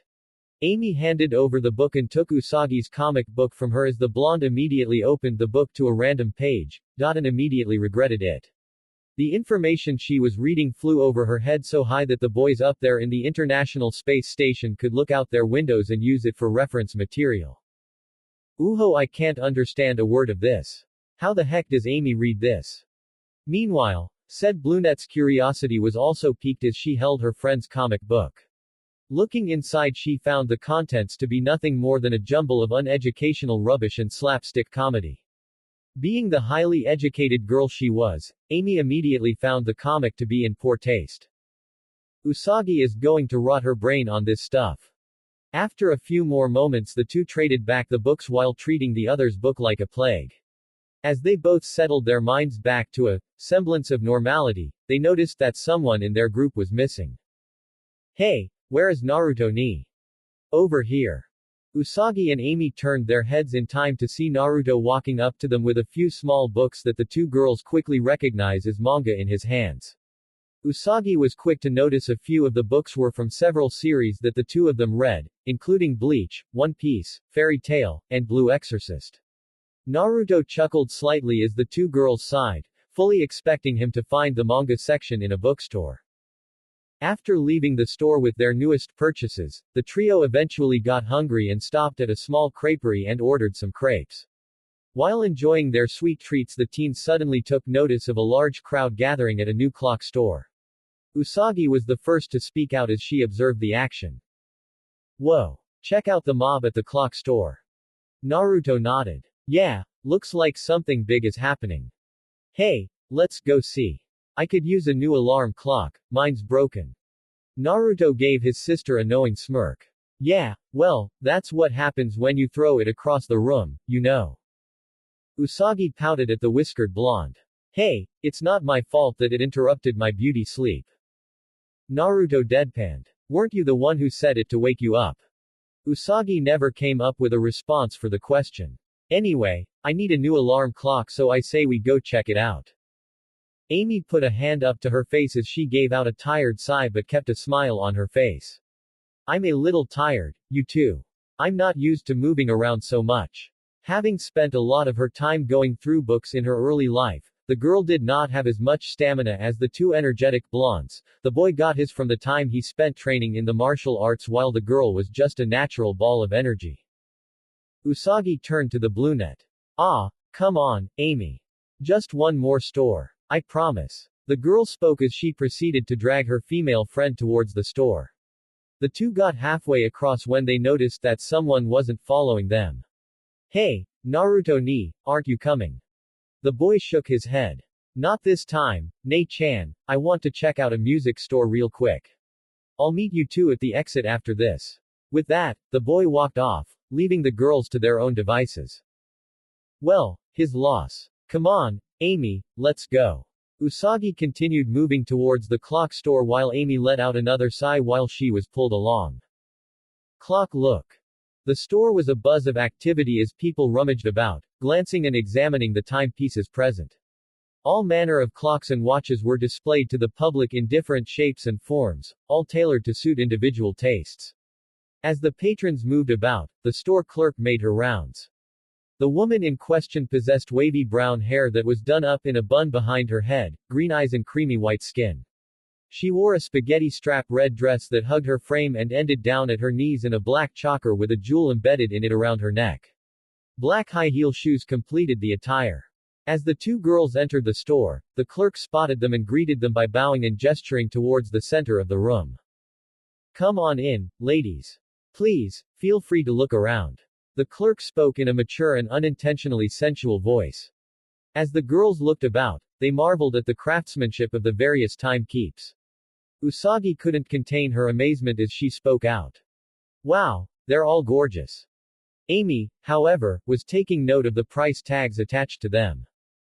Yes, but they're also expensive. Yeah, but someday, when I'm rich, I'm gonna get me one of those, maybe a couple. Hey, a girl can dream, can't she? Continuing on with their browsing, the two eyed several clocks that caught their attention, like a mushroom clock with eyes that moved when the alarm rang, or the traditional castle clock with soldiers that moved along a track. It wasn't too long when Usagi let out a small gasp as her eyes fell upon a particular clock, a black cat with a mischievous look on its face with the clock face in the center of its body. This one looks like Luna. I bet it would look great in my room, the blonde girl commented as she looked the item over. She was torn away from the cat clock when she noticed another clock right beside it.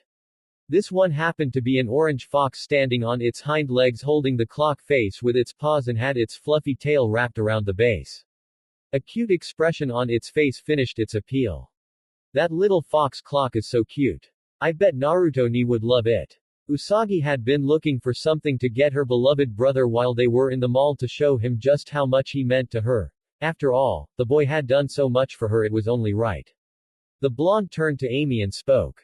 I'm going to ask the clerk how much these two are. As if on cue, the woman seemed to materialize right behind the two.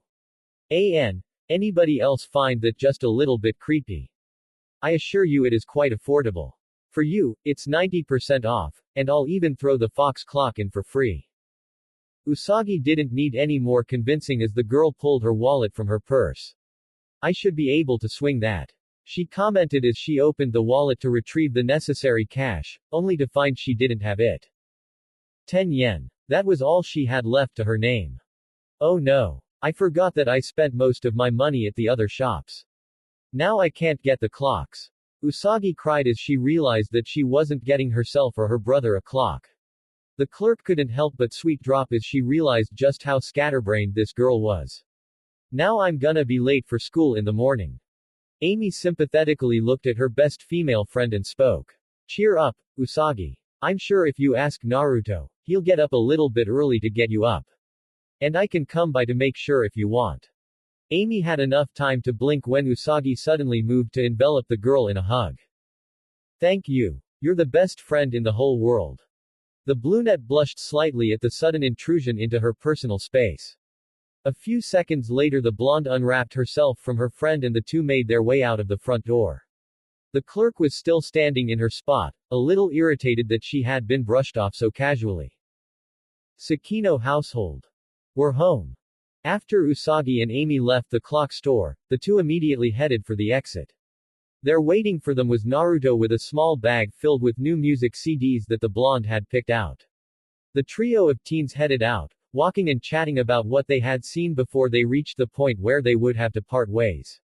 Usagi and Naruto bid Amy goodbye and headed home. In no time at all, the two arrived and entered. Welcome home, you two.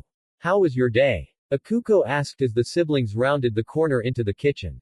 The first thing they noticed was their father standing on a stepstool affixing a new clock to the kitchen wall.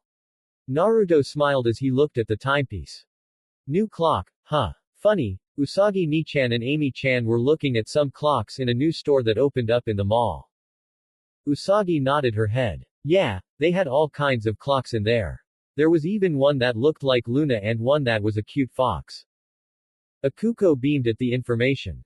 Funny you should mention that, because that is exactly where we got this clock from.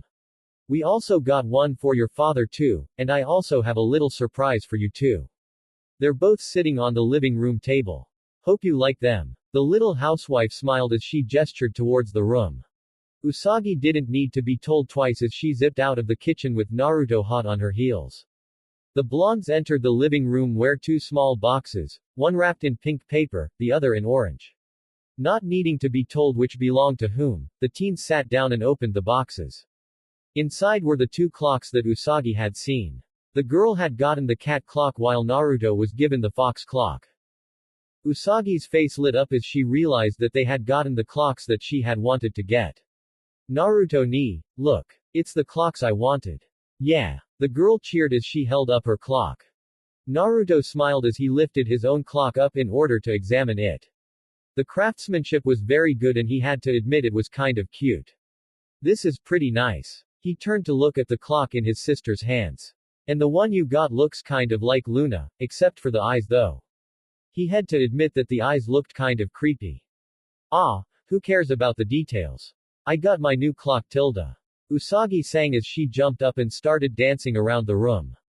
Naruto couldn't help but smile as he watched his sister dance around in joy. Let it be known that Usagi is not the most graceful of people. Why?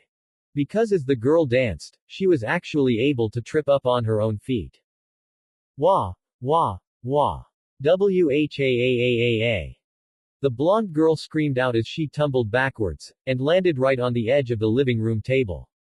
The force of her fall caused the table to flip upward, coincidentally hitting the clock that was in Naruto's hand.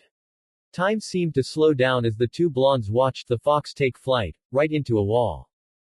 Crash. Asterisk. Naruto quickly jumped up and ran to where his clock landed. The scene was not pretty. Lying on the floor was the fox in several more pieces than it arrived in. The head had completely broken off and its right ear was chipped. The left arm had been shattered and its torso had several cracks in it. Its tail was non-existent. The clock itself had become dislodged but otherwise intact, however the face was completely broken from the impact. Naruto picked up the clock and examined it to see if it was salvageable. Its history. The boy stated as he dropped the mangled clock on the floor.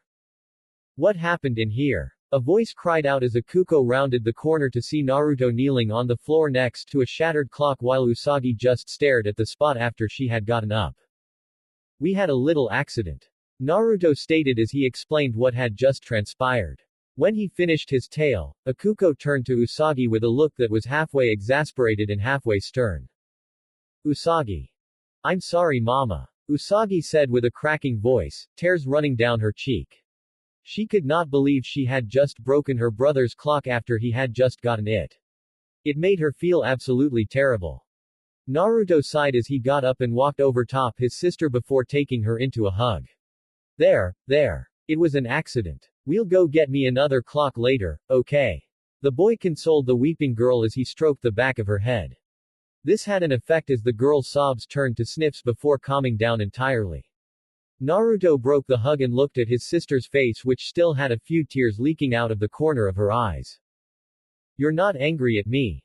Usagi asked as she stared into those cerulean blue eyes her brother possessed. She had always been a bit fascinated with his eyes. A deep well of blue that always seemed to calm her as she had gotten herself lost in them a couple of times in the past. Naruto smiled as he tilted his head forward until their foreheads touched. Usagi Ni-chan, I don't think it is possible for me to get mad at you. You've brought too much happiness to my life for that. I want you to know that I love you with all my heart and that I will always be there for you. Usagi smiled as a couple of tears trickled down her face. Thank you Naruto ni. I love you too. With that, the two embraced once more. Akuko just stood there watching the scene in front of her with a big smile on her face. She was going to scold the girl for what she did, but after witnessing such a touching scene she just couldn't anymore. The housewife turned and walked back to the kitchen thinking about how truly blessed her family was. Later that night. Naruto sat at his bedside as he made adjustments to his old alarm clock to wake him up a little bit earlier than his normal time. The clock was a simple digital alarm clock with red LED numbers and small control buttons on top. This clock woke people up using that annoying blare that people really hated. I.e., very effective. The boy was just about to lay down when he noticed the door open slightly and a certain black cat walk into the room grumbling about something. Hey there, Luna. What's got your tail in a knot? Naruto asked as he smirked at his own joke. A joke that the cat didn't seem to find funny. Luna fixed Naruto with a slight glare but decided to answer anyways. That sister of yours insinuated that I was jealous of that stupid new clock of hers. The idea that she felt threatened by a piece of plastic was really getting her fur all riled up. So, you don't think that a kitty clock has a better chance at getting her to wake up on time than you do? Though with how loud you can yell at times, you might just have an edge. Naruto could actually attest to how high in the decibels her voice can reach when it came to waking his sister up. Luna's glare intensified as she stared at her blonde ward with increasing anger, clearly not enjoying the banter that he was sending her. She was already annoyed by the comments from the first blonde and it wouldn't take much more from this one to make her blow. Whoa. Claws out tonight, Luna. That did it. They will be if you don't knock it off with the stupid cat remarks. Luna shouted as she seemed to teleport from her spot on the floor up onto the bed with her red face only inches from the boys. Easy, Luna. Naruto said, raising his hands up in a placid manner. I was just kidding. You know we wouldn't tease you if we didn't like you. Luna just huffed and turned her head. Well, excuse me if I'm the only one who acts seriously all the time. I swear, it feels like the only reason you two keep me around at times is to find new ways to rile me up. Naruto picked up his feline guardian and put her in his lap. Now don't think like that, Luna. The boy spoke as he began to stroke the cat's body, trying to get her out of her current foul mood. It seemed to do the trick as Luna had a hard time keeping her scowl on as the petting did wonders on her. You are a very important purse-air feline to me and Usagi Nichan. You gave us the power to fight for our friends and loved ones. You're also our main source of intelligence when it comes to the Moon Kingdom. And you do a good job helping me keep my sister in check. PFF'd. Luna couldn't help but let out a small chuckle at that last remark. Yeah, she would often find herself having to keep the lazy girl in line at times. But most importantly, Luna, your family. Luna blinked a couple of times before turning to her male ward. Me. Family. The cat had at one point in time seriously thought about her position in the house. While she was the guardian to both the young senshi, to the rest she thought she was nothing more than a stray cat that they decided to take care of as a pet, nothing more than an addition to the house rather than the family itself. But, Naruto. I am neither human nor was I born into this household. Naruto just smiled at her. Neither was I, except for the human part that is. Remember when I told you about me being adopted? It had been about 2 weeks after Luna had discovered them that Naruto recounted his earlier life to the cat. The feline guardian couldn't believe that the boy had gone through what he did. It was shocking to think that people could do those things to a child. Despite the fact that I am not a Sakino by blood, they treat me no different than if I had been. And it is the same for you. Luna stared at the boy wide-eyed. Me? Yeah, I mean just think about it. You eat with us, you sleep with us, you talk to us, well, Usagi and I anyways. Mom and Dad take care of you like they do us, and your presence adds joy to this house. Despite how you may see yourself in this house, you are as much a part of this family as any one of us. Your family, Luna. Luna continued to stare at the blonde boy who was giving her a sincere smile. Suddenly tears began to form at the corner of her dewy eyes as she graced him with a smile. Naruto, thank you. The boy nodded his head before picking the cat up again. Well, it's getting late. Time to turn in. I'm guessing you will be bunking in here tonight. Luna nodded as the blonde crawled under the covers and set Luna on his stomach and reached over to the small desk lamp to turn it off.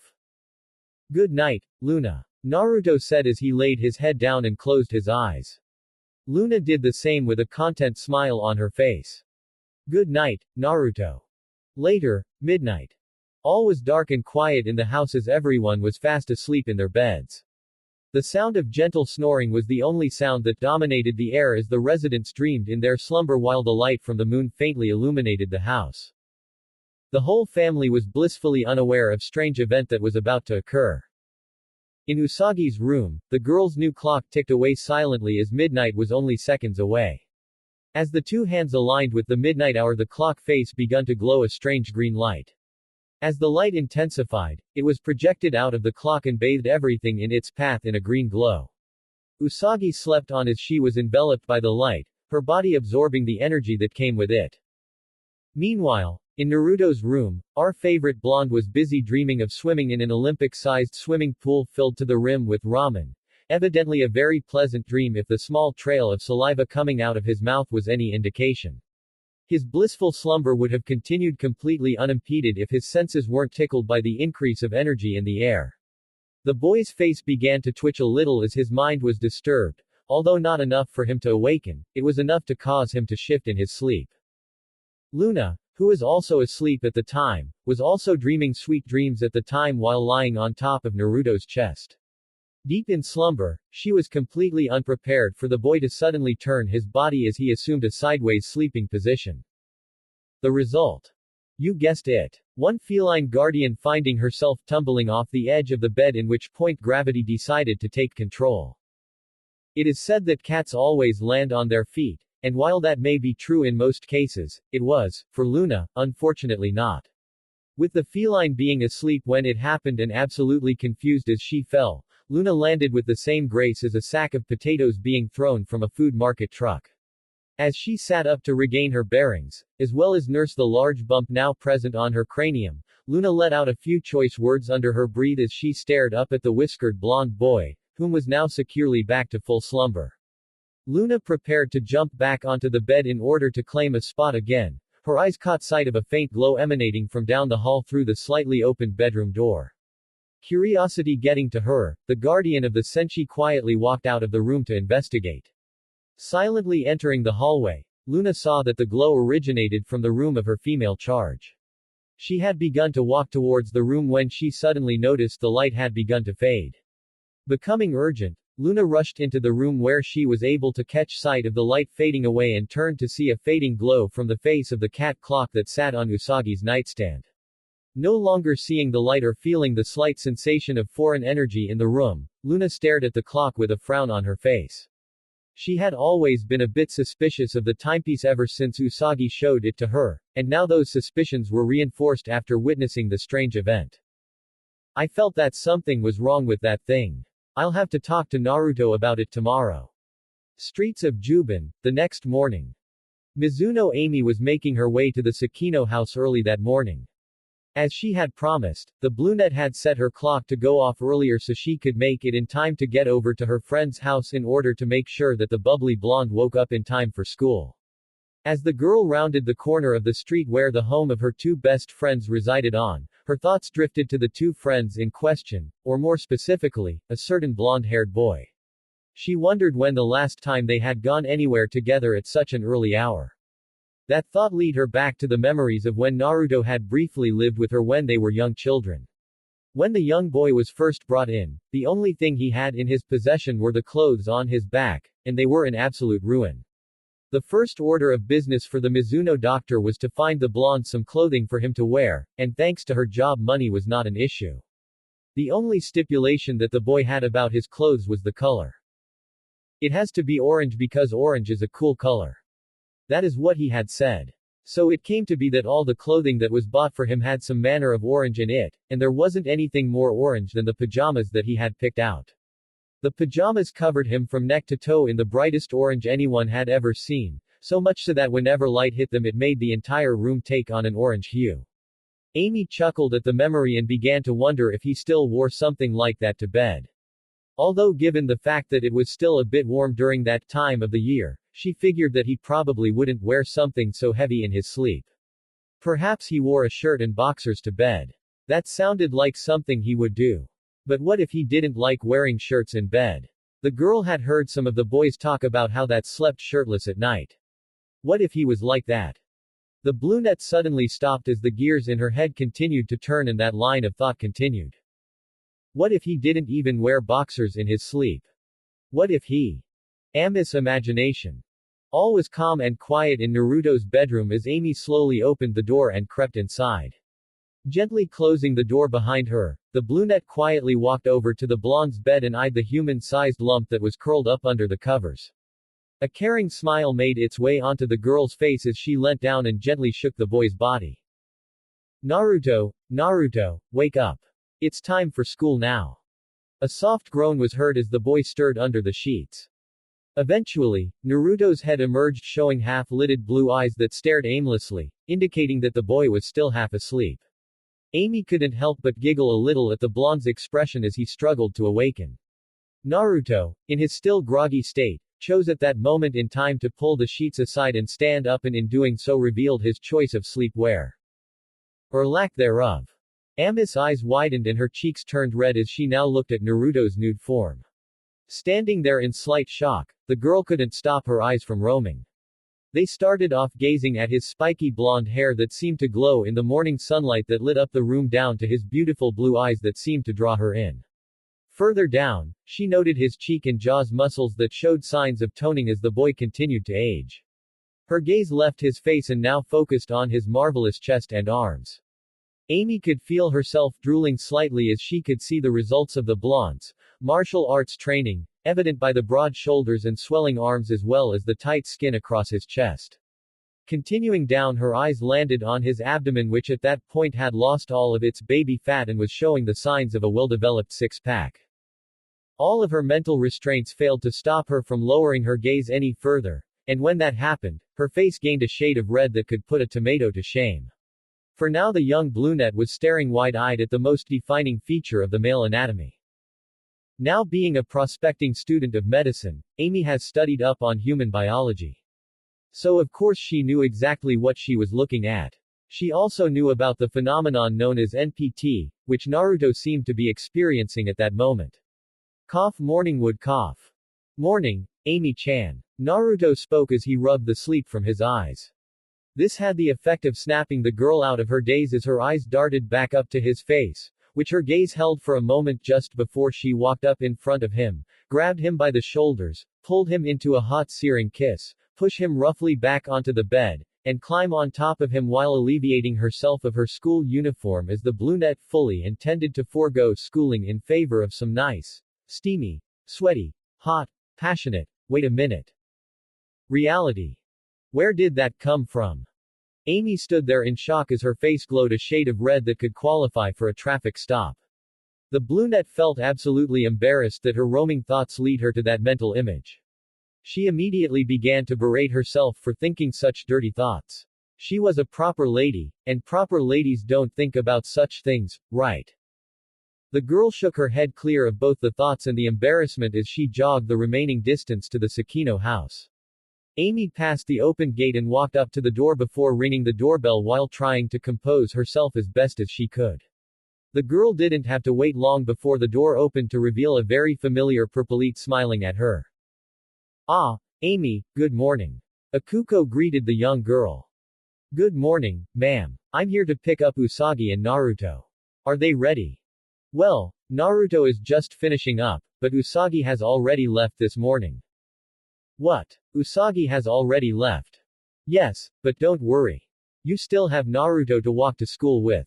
The housewife turned and spoke loudly into the house. Naruto, Am is here. Are you ready yet? I'm coming. Akuko stepped out of the way as our favorite blonde walked out of the house.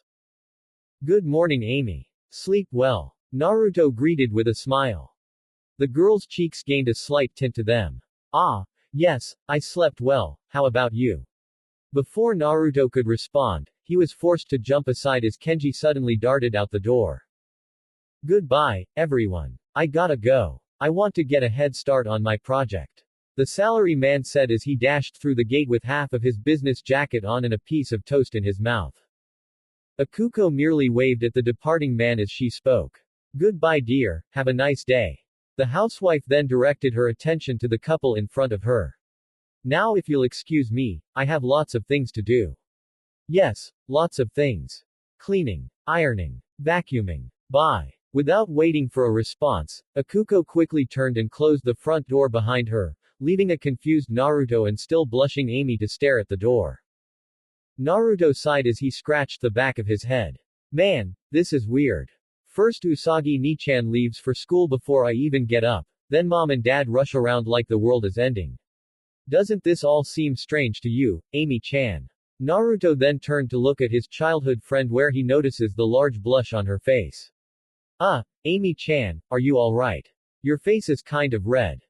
Amy quickly tensed up when she realized that she was still blushing from her earlier thoughts.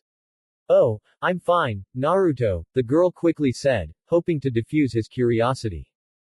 Are you sure? You don't have a fever or anything like that, do you? The blonde continued his questions as he placed a hand on the girl's forehead. Yes, I'm really fine. Ah, we should probably get going now, right? Okay. Let's go. Amy quickly spoke as she hastily turned and ran through the gate and down the street. Naruto just stood there confused for a moment and then let his shoulders slump down in exasperation. First Usagi Nichan, then mom and dad, and now Amy-chan. This morning is really weird.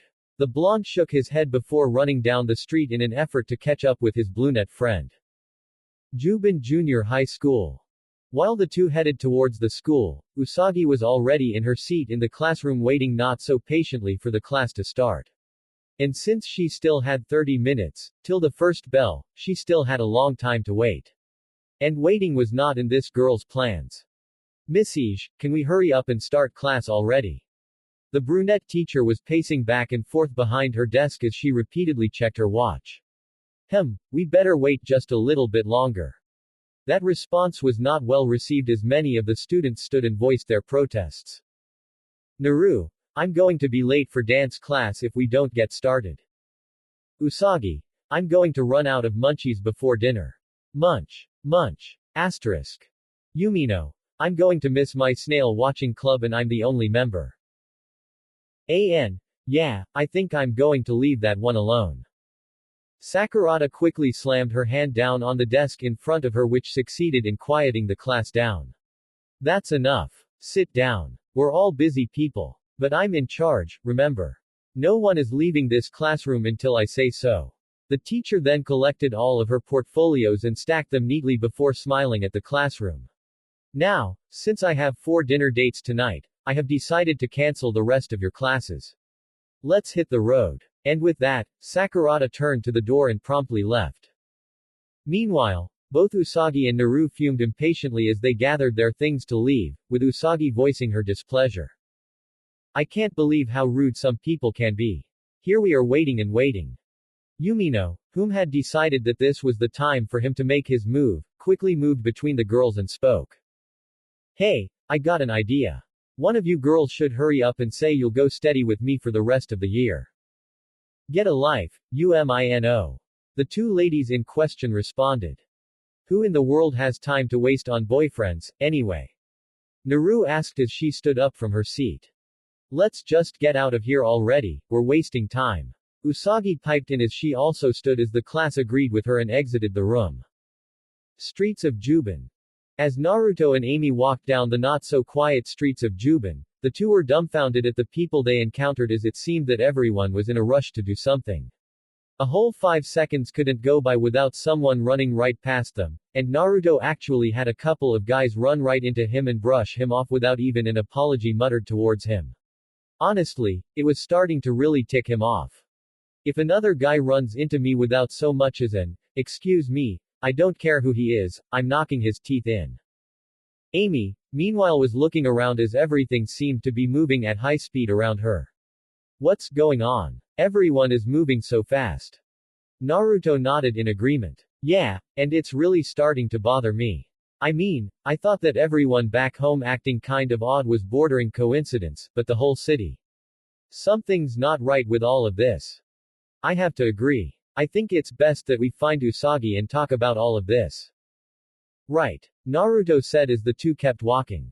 It was right then that the sound of a car horn caught their attention, and the two turned around to see a shocking and terrifying sight as a large car was traveling on the sidewalk and headed straight towards them. Apparently the driver got impatient with the traffic flow and decided to take an alternate route, and since the sidewalk was large enough to accommodate his vehicle, the motorist jumped the curb and floored it right through the pedestrian traffic. Anyone in his way was forced to either jump into an open door or impression in the building large enough to fit in, or dive in between or over the parked cars that lined the street.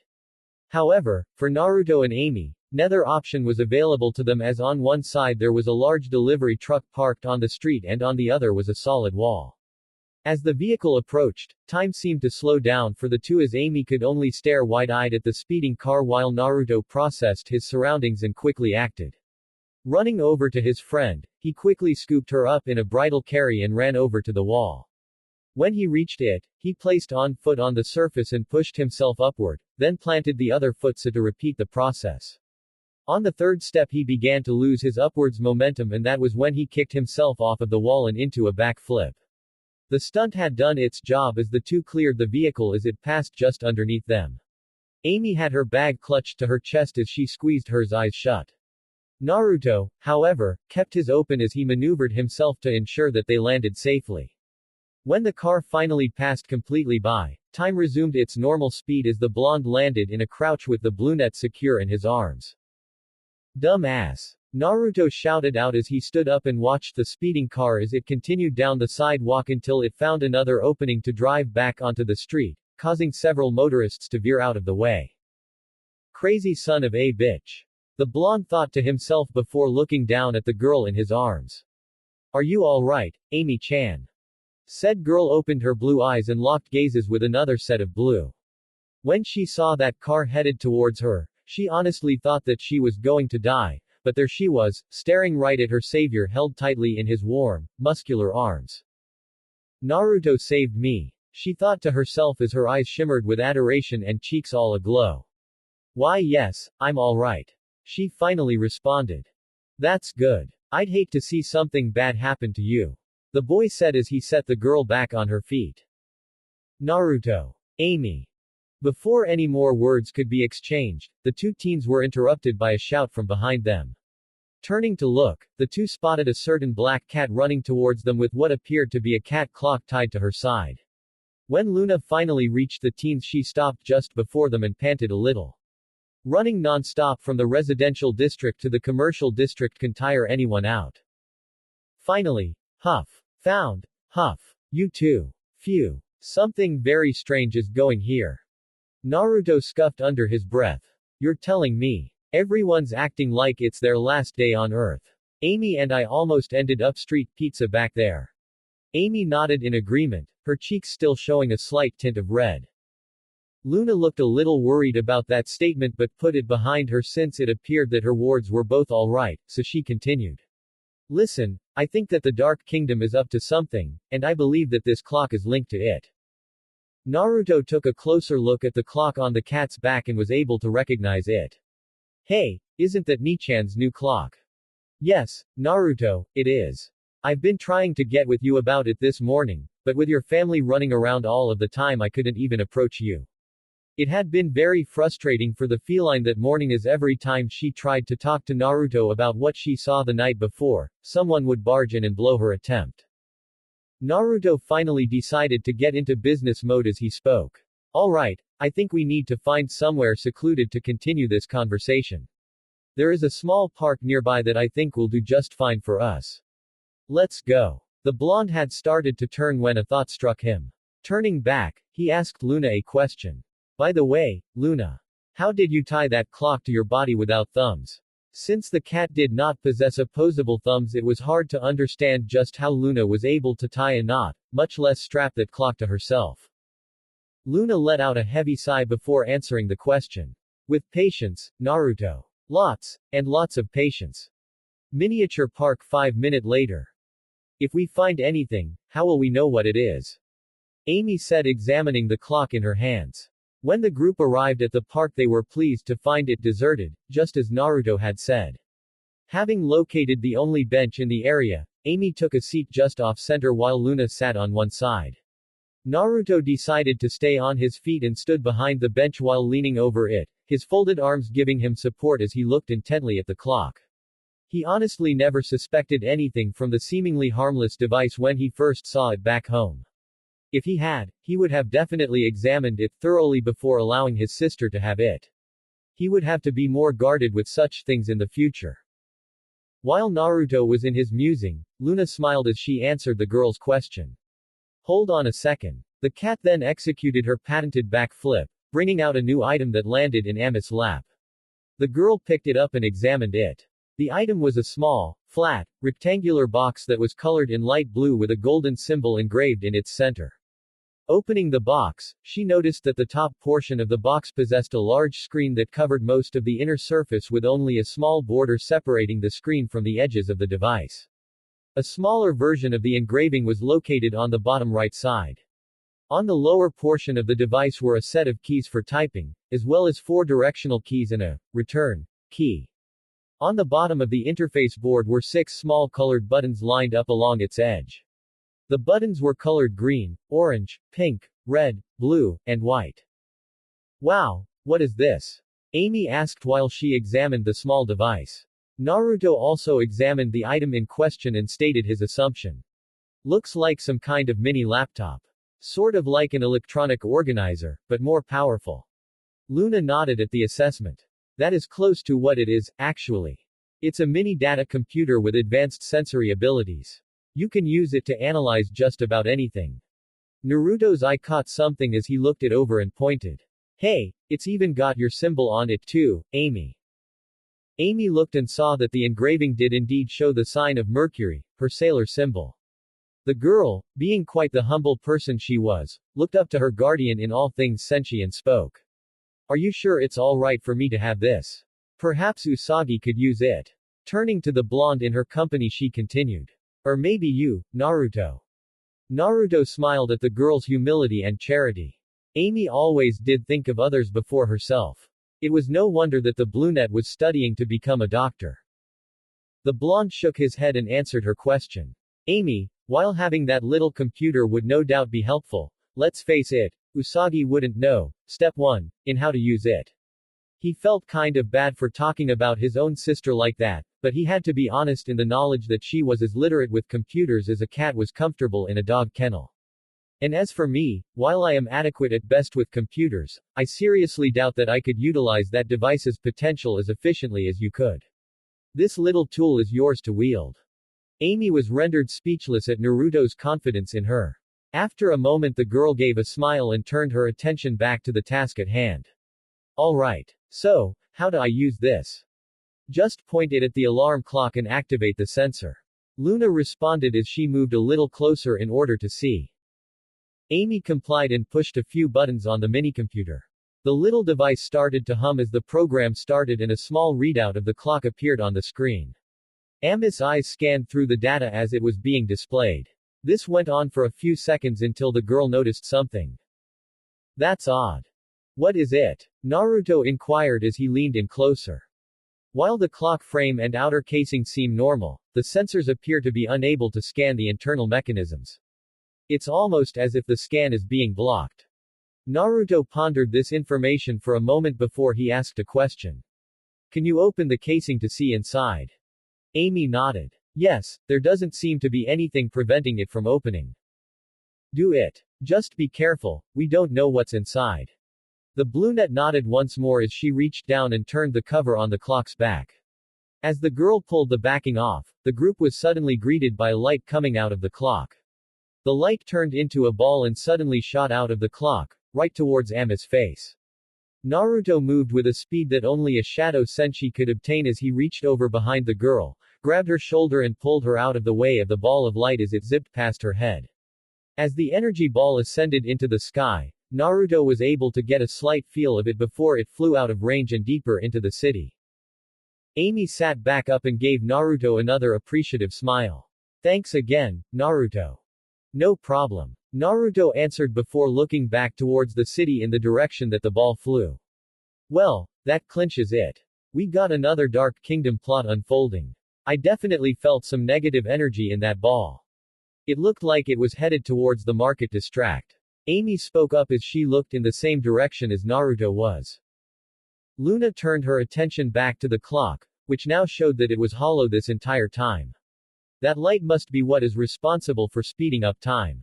It's causing everyone to rush through their day, even Usagi. Naruto growled a little when he realized that he had indirectly allowed his sister to be affected by the Dark Kingdom's newest energy harvesting tool.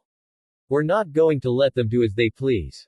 We're going to find their little operation and take them down hard. But what about Usagi? We can't just leave her behind. Amy spoke up once again. Luna nodded. You're right, Amy. We need to find her, although she could be anywhere by now. Naruto turned back to his companions with a look of authority. Then we better get to it. The sooner we find her, the sooner we can put a stop to all of this. Naruto had no idea just how right he was. Elsewhere, the streets were absolutely filled with utter chaos. It seemed that everyone just could not wait a single second to get to where they were going or do what they though needed to be done. The roadways were filled with vehicles that were traveling way too fast to be considered safe. They also didn't seem to take the traffic laws into consideration either, and the consequences were about to be shown. In one particular intersection, a small car was speeding along as the light changed from green to yellow to red. Seeing the signal to stop but choosing to blatantly ignore it, the driver sped right on through the red light and promptly met a large commercial truck that T-boned the car and brought both vehicles to a stop. Unfortunately, that wasn't the end of the incident as amazingly numerous cars collided with the two wrecks from all four directions. Fortunately, there were no casualties or serious injuries sustained in the accident, but this did not stop people from overreacting to the incident. Case in point, the man scrambling from his car holding his bleeding finger and screaming bloody murder. Oh help! I've been injured. I need an ambulance. Someone, help me. As the man continued to freak out over his minor injury, an invisible whiff of smoke-like substance radiated from his body as the excess energy he was releasing drifted into the air. He wasn't the only one producing energy as everywhere people expelled energy from their bodies due to their hyperstates. As the energy permeated the air, a certain person smiled sinisterly as he collected the energy from within his secret lair. Jadeite laughed as he held the growing orb of concentrated energy in his hand. I knew speeding up time would pay off big. It won't be long now, soon we will have enough energy for Queen Medalia's resurrection.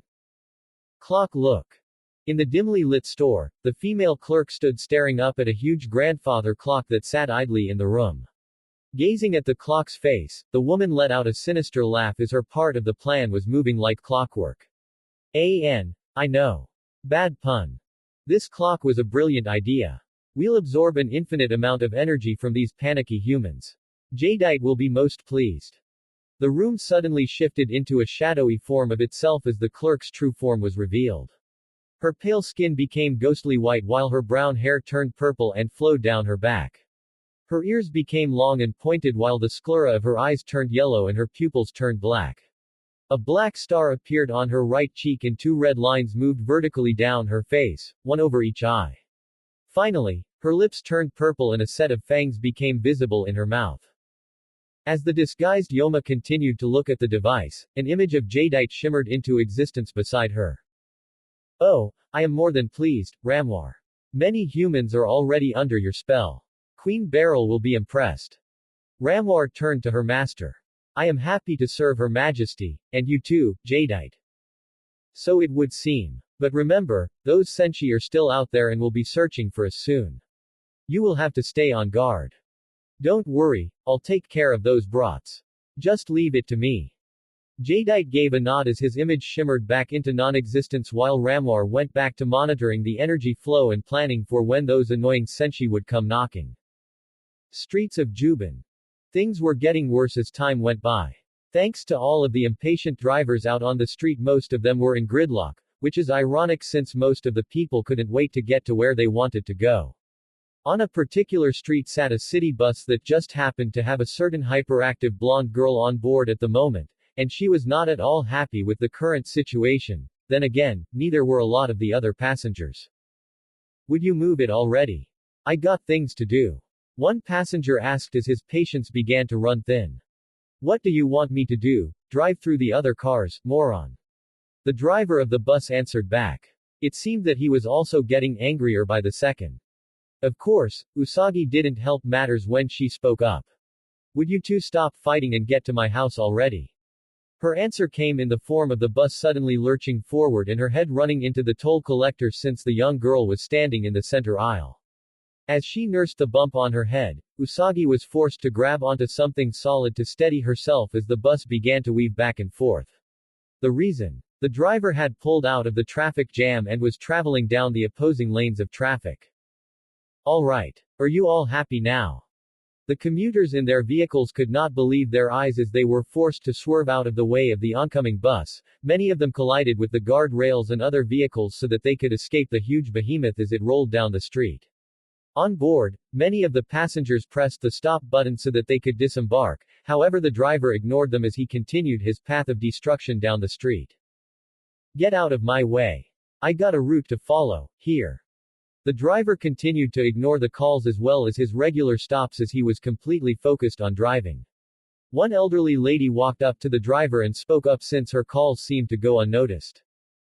Excuse me, driver, I want to get off here. Ah, just take a seat, lady. I'll stop my bus whenever I'm good and ready. Several passengers let out a startled gasp as they realized that they were being held captive on the bus as it sped down the wrong lanes of traffic. Things had just gotten more chaotic. Later, Amy sighed as she stepped out of a public phone booth that she had used to contact the school. After spending some time looking for their wayward friend, the group had so far come up empty-handed. Naruto pushed himself off the booth and turned to his friend. Any luck? Amy shook her head. No, she's not at the school either. I don't know where she could have run off to. I suppose we could try looking in the video arcade again. Luna suggested as she thought about where the girl could be at the moment. Ami's face also took on a thoughtful expression. Or we could go check out that clock store right now.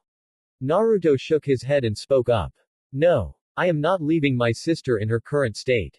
We'll find her first and then go to the store together. The boy knew that time was of the essence since the more they waited, the more likely that people were going to get hurt, but he would not leave Usagi out there in the middle of it and allow something bad to happen to her. Now, if they could only find her. Screech crash. Asterisk. Whoa. Naruto shouted out as he turned to the source of the load crash and saw the wreck of a large bus that collided with a concrete pillar. As the driver of the bus leaned out of the wreck clutching his head in order to stop the ringing in his ears, people started to file out as they voiced their complaints to the man. You're a total maniac. Your boss is going to hear about this. I missed my transfer. Menace. Usagi was the last to depart and turned to the dazed driver with a look of anger on her face. You're the worst driver I've ever seen. I'm going to report you as soon as I'm home. Usagi. The girl turned towards the direction of the voice to see her brother running up to her and pulling her into a hug. You're all right, thank goodness. Naruto said with relief in his voice as Amy and Luna came up behind him. We were so worried about you. Amy said as she too felt relief at seeing her friend unharmed. Naruto broke the hug and looked at his sister with an analytical gaze. How are you feeling? Usagi smiled. I feel just fine, Naruto ni, but I really need to get back home now. I got so much to do right now. Homework, snack, comic books, arcade, bath. Naruto sighed as he confirmed that she was indeed under the influence of the faux clock. He looked back up with serious eyes as he grabbed his sister by the shoulders and looked her dead in the eyes. Forget about all that now. We got trouble. The Dark Kingdom kind. Usagi's eyes widened a bit before she turned serious and nodded her head. Mall service entrance, 15 minutes later.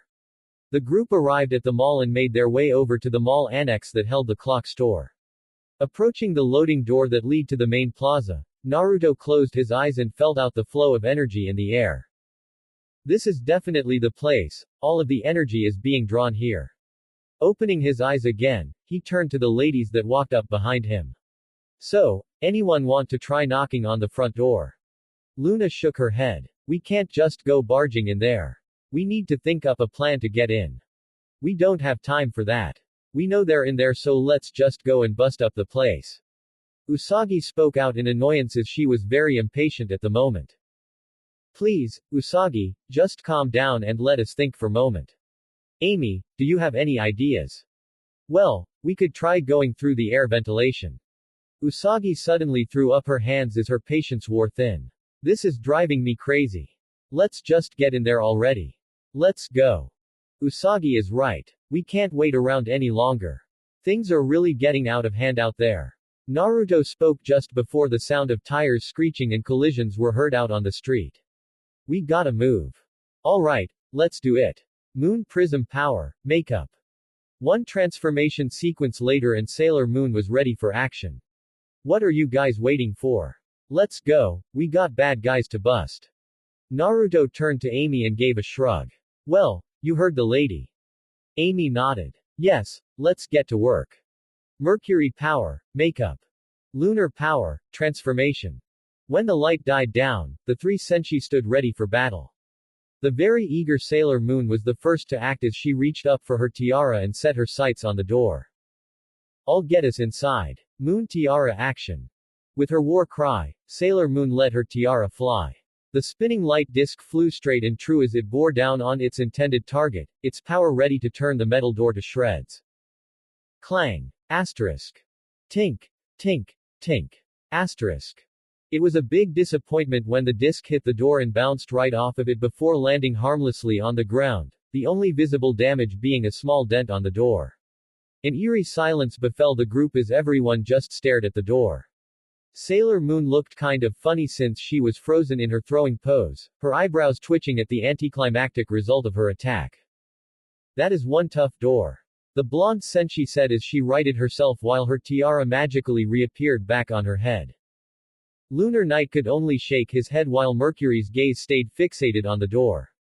She knew that the tiara was a rather powerful attack and for something like a metal door being able to survive an attack with little to no damage was setting off alarms in her head. When the door suddenly started glowing, she went to full alert. Look. Everyone's eyes shot towards the door as they witnessed the dent in the door seemingly fix itself, the metal bending back into place while any paint that had chipped off filled itself in making it seem that the door hadn't been attacked at all. It fixed itself. Lunar Knight said as he took a step forward. How the heck did it do that? Sailor Moon asked as she tried to wrap her mind around the strange phenomena. Mercury thought it over for a moment. There was something that was not only able to deflect the attack of the tiara but also able to reverse any damage done to the door in the process. It looked like the Dark Kingdom was now taking steps to ensure that they would not be disturbed. Let me try something. Mercury spoke up as she reached behind her and slid her hand behind the bow on her back where a conveniently placed pocket was located, a pocket that held her new computer. Pulling out her new tool, the brunette opened the mini laptop before showing off a new feature in her senshi outfit when she reached up to one of her ear lobes and pressed a small blue earring. This in turn caused a lightly blue-tinted visor to appear from the bottom of her tiara that covered her eyes. As she began typing on her mini, her visor began to display a series of characters, symbols, icons, and cursors. While the tech-savvy senshi started her analysis on the door, Sailor Moon took a glance over and saw the new items in Mercury's inventory. Hey, where'd you get that? Mercury didn't tear her gaze away from the door while she worked but she did answer nonetheless. Luna gave it to me. It's my data computer. I'm using it to analyze the door. The moon senshi looked back at her feline guardian with an expression of betrayal. And you didn't even offer me one, huh? Luna deadpanned. Would you even know how to use one? Sailor Moon huffed as she folded her arms and looked the other way. I would have figured it out, eventually. Lunar Knight could only shake his head in amusement. I've got it. Everyone turned to Mercury as she read the readout on her visor's HUD. There appears to be some sort of energy barrier covering the door that is able to repel and disperse the force of attacks that are aimed towards it. It also has the ability to reverse any damage the door sustains that the field fails to nullify. Any way around it? Lunar Knight asked as he gazed intently at the door. Mercury shook her head. No. The field expands across the entire door and the surrounding walls. I have no doubt that the barrier is protecting the device that is generating the field. Sailor Moon turned to her comrades, frustration clearly shown on her face. Well then, how are we supposed to get inside? Mercury sighed as she deactivated her visor. The only way to get through is to use an intense focused blast that can penetrate the field in a way that it cannot disperse the energy fast enough for it to cut through the door and create a hole big enough for use to gain entry. Okay, you want to run that by me again in a manner that I can understand. Sailor Moon asked as she tilted her head to the side in a way that showed her confusion. If one looked close enough, you could swear that there was a question mark hovering over her head. She means a shape charge, Lunar Knight said as he turned back to his companions with what could be identified as a smirk underneath his mask. And I just happen to have something that will work just fine. Reaching into his pouch, Lunar Knight pulled out several slips of paper and presented them to his team. The two sailor senshi moved in closer to examine the papers and took notice of the details. Each paper had a red border around it while inside were a series of intricate symbols that neither could make out except for the kanji written in the very center of the paper. Explode. Paper. Sailor Moon asked with a hint of skepticism in her voice. Lunar Knight looked over and explained exactly what these pieces of paper could do. These slips of paper are called seal tags. They are capable of doing many things, such as sealing, binding movement, and other functions. These are explosive notes. By applying a certain amount of energy to them, one can control where and how they detonate, such as a large, widespread explosion or a narrow and focused detonation. Just like a shape charge, as you said. Mercury responded as she realized where he was going with his explanation. Lunar Knight gave her the old eye smile. Precisely. Now if you ladies will excuse me. As Lunar Knight finished the sentence, he walked over to the door to begin placing the notes where they needed to be. That boy never ceases to amaze me. Luna remarked as she watched the masked senshi apply several explosive notes to the door. The two sailor senshi nodded their heads in agreement to the cat's statement. Moments later, Lunar Knight finished up his work and took a step back to inspect the placement of the notes. He had placed the notes in an oval shape on the door. The lowest note was placed 3 inches off the ground while the highest note was positioned 6 feet above the lowest. A span of 4 feet separated the left and rightmost tags on the door. Nodding to himself, the white senshi moved back to the group and herded them behind a corner so that no one would be injured in the explosion should it generate flying debris. With everyone safe around the corner, Lunar Knight explained the next course of action. Alright, we are only going to have a few seconds to get inside once I detonate the tags before that hole seals back up again. So when I say, go, I want the two of you to follow right behind as we run through the opening. After receiving a pair of nods from his comrades, the senshi turned to the last member of the group. Luna, I need you to remain out here in case we need you to help us find a way back out. Luna nodded as well and Lunar Knight prepared to detonate the tags. The senshi brought his right hand up to his chest and made the hand sign for Hitsuji and spoke one last time to his team. Is everyone ready? Getting a confirmation from everyone, Lunar Knight concentrated some of his energy through the seal and locked onto the explosive notes on the door. Once he was connected with them all, he gave a shout. Katsu. The effect was immediate as the notes suddenly lit up and the contained energy was released. Ka-boom. Asterisk. Everyone flinched as the loud explosion ripped through the door and kicked up a large cloud of smoke. When it cleared, Lunar Knight stepped around the corner to check the damage. A large hole had been blown out right where the notes had been as the edges appeared charred and bent inward from the force. Seeing the opening they needed, the masked senshi sounded the charge. Go. The 3 senshi sprinted towards the door in single file with Lunar Knight leading the way while Mercury followed right on his heels and Sailor Moon taking up the rear. The senshi quickly slipped through the opening and not a moment too soon, for just as the blonde sailor senshi passed through the door it began to glow and within seconds completely closed up the hole, leaving absolutely no evidence of the explosion. Luna could only watch as her charges went forth to do battle with the forces of the Dark Kingdom once more. Good luck, everyone. Inside the mall. The 3 senshi sprinted down the dark corridor that led to the interior of the mall. Once inside, they stopped in order to get a bearing on their location. The mall was a dark void of activity with the only source of light coming from the skylights embedded in the roof. Once they had ascertained their position, they quickly moved to the location of the clock store, which just happened to have a large metal gate keeping them from entering. While it looked like Lunar Knight was going to have to do a repeat performance of his demolition act, he remembered that there was an employee entrance at the side of the shop, and while they were not employees it certainly didn't mean they couldn't use it. So the group took to the side corridor and came to the door that led to the back of the store where Lunar Knight decided to do the gentlemanly thing and opened the door for the ladies, with his foot. Bang! Asterisk. As the door turned, scrap iron slid to a rest in the center of the room. The senshi calmly walked in to find that the store still had one occupant in it. Welcome. Ramwar stood in front of the large grandfather clock with a calm expression on her face. The Yoma had been expecting the senshi to show up at any time, and when she heard that loud explosion coming from the back of the mall, she knew that she was about to have company. Sailor Moon wasted no time in starting her introduction. Time's up for you and your clocks, lady. Even if it was a bad pun. Seriously. I am Sailor Moon. I am Sailor Mercury. And I am Lunar Knight. And we are the champions of justice. Ramwar didn't appear all that impressed with the intro. Oh, please. Do you honestly think you scare me, you noisy pipsqueaks?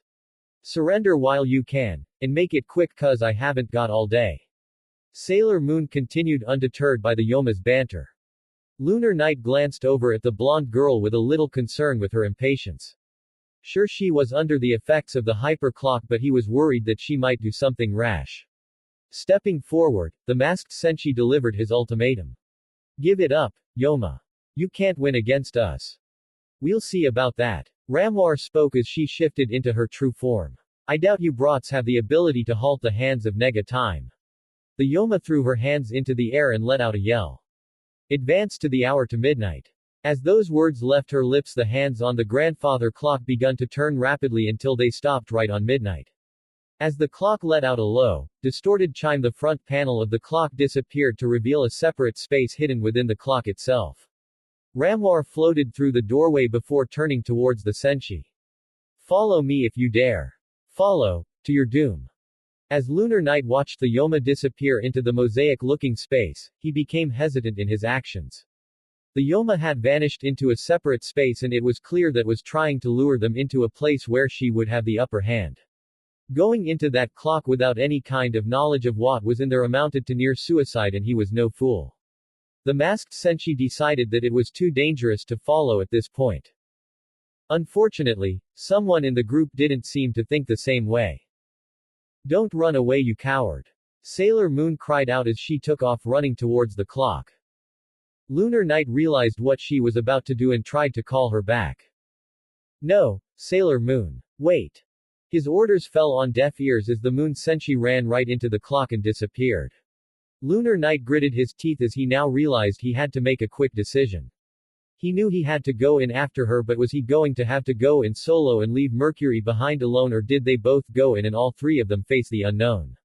A second was all that he used to make his decision, and with it he turned to the blue sailor senshi. We're going in after her. Stay close. Right. Mercury responded. Turning back to the clock, he said a silent prayer before charging in with Mercury right behind. As soon as the two entered, the doorway glowed for a brief moment before returning to its original state as the clock panel, not a single trace of what had occurred left behind. Time warp. The first thing that Lunar Knight noticed about the place is that the environment was heavily distorted with no distinguishable objects to judge one's position with. The next thing was that his senses were being jammed by something, making it nearly impossible to locate the Yoma that had fled into the place. And finally, the third thing he noticed was that the doorway that they had just used had vanished almost as soon as they entered. Situational analysis, not good. The only good that had come out of it was they had caught up with the wayward senshi. Sailor Moon was looking around for any sign of the Yoma when her two comrades caught up with her. Sailor Moon, why did you run in like that? We don't know anything about this place. It could be a trap. Mercury asked as she looked around as well for any sign of danger. Unfortunately, she couldn't make heads or tails of anything in this strange environment. The blonde senshi turned and frowned. We don't have time to worry about that. That Yoma needs to go down, and quickly. I still got a lot of things to do. Lunar Knight sighed but spoke sternly. Regardless of what you may think is a priority, you cannot just rush into a place where you know nothing about.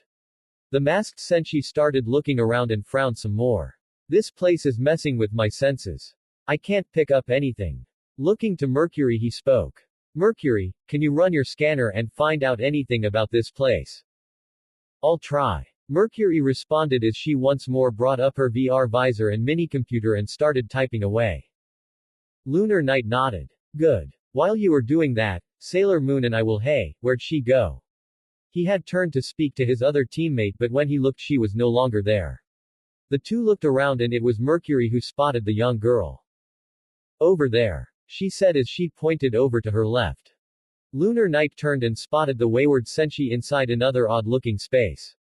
It seemed that she had found a strange-looking door in the shape of a distorted clock and had recklessly gone inside, again. Sailor Moon. Damn it. She's just not listening. Lunar Knight spoke as he and Mercury started running to where the blonde girl was. The masked Senshi could hear his sister shouting out challenges to the hidden Yoma, but as time passed he noticed something strange. Her voice started to get higher in pitch and weaker in strength, almost sounding like a young child.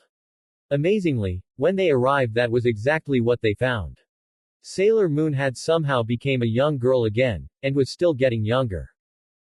Lunar Knight wasted no time. Figuring that the regressive aging was caused by the odd room she was in, he quickly jumped in, grabbed the girl, and ran back out. After setting the now young child down, the masked Senshi knelt down and started to check on the mini Senshi. Sailor Moon, are you alright? He asked with worry clear in his voice. Fortunately, he didn't have to worry about it for very long as the girl began to rapidly grow bigger again. In just a few seconds, Sailor Moon was back to her original age and size. What just happened? The blonde asked as she checked herself over. You walked into that room and you turned into a child. It seems that the Yoma can control time here. Mercury spoke as she checked the readout on her mini-computer. Why that no-good cheating monster? Sailor Moon exclaimed as she started walking off again. I'm gonna find that Yoma and make her pay. Sailor Moon. Said Senshi came to an immediate dead stop when she heard the raised voice. Turning around, she saw the narrowed eyes of her brother and leader as he was giving her a very stern glare. It was clear to everyone that he was not pleased with her. Lunar Knight stayed silent for a second as he made sure that the girl's attention was focused completely on him before speaking in a commanding tone. I understand that you are under the effects of the time clock, but what you are doing is reckless and dangerous. Your current actions are putting not only yours but your teammates' lives at risk. I will not have you wandering off and getting yourself killed because of your impatience. Therefore, from now until this crisis is over, you will not do anything unless I give you an order. Is that clear? Sailor Moon could only respond by nodding her head quickly. She had never seen her brother like this before, but she quickly decided that she was not going to try to get him or keep him in this mood again anytime soon. Lunar Knight breathed out a large breath of air as he let his tension go. He loved the girl, but as a leader he knew that he had to sometimes rein his subordinates in. Now was not the time to let someone go off half-cocked, especially where they were. He turned to the other member of the team who was staring at him both in awe and a little bit of fear, but mostly awe though. Mercury. Yes. The brunette jumped slightly when the young man turned his attention onto her. We need to find where that Yoma ran off to. Try to pinpoint her location. Alright. She brought her attention to her computer once more. After about a minute she was able to locate the target. She's about 450 meters north-northeast of our current position. The girl pointed a little off to her right. That way. Lunar Knight nodded. Alright, we're going. I want you both to stay close to me and be ready for anything. Two nods confirmed the order and the trio were off to final face down the time-twisting Yoma. Clock look. The store sat in eerie silence since there was no one inside. Darkness occupied most of the space save for the skylight that came through a small open window above the entryway. That light, however, would be blocked as a figure stepped through the opening. That figure was revealed to be Tuxedo Kamen, the masked gentleman whom was allied with the Senshi. Leaping down to the ground, he looked about with purpose, trying to locate the ones whom he had felt. I know they're close by. Time warp. The group made quick time as they ran through the time warp at a fast pace. It didn't take long for them to find their target that, from her looks of the large spear in her hand, had been waiting for them. I thought I was going to have to come and get you all. Time has run out for you blasted Senshi. Ramwar declared to the arriving teens. Lunar Knight narrowed his eyes and drew one of his kunai in a reversed grip. The only one going down is you, Yoma. Sailor Moon, Mercury, get ready. Right. Yes. But just as everyone prepared to move, Sailor Moon suddenly let out a gasp as she felt a large portion of her energy leave her. A second later, she collapsed into a heap on the ground. Lunar Night quickly turned and saw the girl's condition. Sailor Moon. What's wrong? The blonde tried to get up but her body simply refused to respond. I can't move my legs. Ramwar chuckled as she immediately recognized the state that the girl was in. It seems that you have been affected by one of my clocks. It has drained you of all of your vital energy and now you are helpless. Lunar Night cursed under his breath. Not even 20 seconds into the confrontation and they were already down by one. The masked senshi moved to put himself into a defensive position in front of the disabled senshi. Mercury, try to help her up. Ramwar had other ideas though. It's useless. She can't move, and now you shall not either. The Yoma thrust out her palm and a dull yellow light shot forward right towards Lunar Night. Look out, Lunar Night. Mercury shouted as she ran and pushed the white senshi out of the way. As he hit the ground, the beam found its mark as it struck Mercury. Ah! Mercury! Lunar Night watched as Mercury's body suddenly froze in place. Despite her best efforts, she could not move a single muscle. I can't move. Things had gone from bad to worse. With two senshi out of commission, it was now up to Lunar Night to stop the Yoma. Standing up, he prepared himself to charge. Meanwhile, Ramwar merely chuckled as she stared at the masked senshi. That's two down. Think you can take me on your own, sweetie? Damn right I do, and don't call me sweetie. Lunar Night shouted as he charged in kunai ready. But as he got near, Ramwar's grin turned feral. Accelerate. Throwing a slicing arc towards the Yoma, the senshi was surprised when the Yoma suddenly disappeared in a blur. Stumbling slightly at the sudden loss of his target, the boy quickly looked around for any sign of the Yuma's location. Seconds ticked by as the Yoma remained out of sight and it was starting to make him nervous. Focusing all his senses, he hoped to catch any clue to where she had vanished to. Slish. Asterisk. Gah. A sudden pain in his back stopped any thoughts he was having as he staggered forward a little. Feeling something warm and wet on his back, he brought his hand around to feel it. Pulling it back around, he found a red liquid staining a part of his glove. He recognized it immediately. Blood. His blood. Shit. How did she? Slish. Asterisk. Another sharp pain immediately brought his attention to his left arm as reflexes made him grab it. Looking over, he opened his hand and saw a shallow, clean cut across his bicep. Panic started to set in as he began to desperately look around hoping to catch a glimpse of his opponent. Suddenly Ramwar appeared a few feet in front of him, only her body appeared to be flickering as if she was an optical illusion. I am the master of time here. I can make it come to a dead stop, reverse it and even speed it up. My body is moving so fast that you can't even see it. You stand no chance. Lunar Night said nothing but threw his kunai at the Yoma, however before it could touch her she once more blurred out of sight, allowing the kunai to sail harmlessly out of sight. A low growl escaped the young man's lips as he grabbed another from his pouch and got into a defensive stance. Meanwhile, Sailor Moon and Mercury tried their hardest to make their bodies move so that they could go over and assist their bleeding teammate, but as hard as they tried they could not move a muscle. All they could do was watch helplessly as the masked senshi faced down their worst enemy yet. Slish. Asterisk. Goo. Another cut to his back. Slash. Asterisk. Ack. One to his right leg, causing it to buckle slightly. Slish. Asterisk. One across his left cheek. Soon multiple slashes started to appear all over his body. He noted that he could see a brief flicker of light where the cuts were being made, meaning that he could see the blade as it was making contact with him. But since it was traveling so fast, by the time he did see it, it was already too late. All he could do was try to guard his most vital areas and try to find a way to stop her.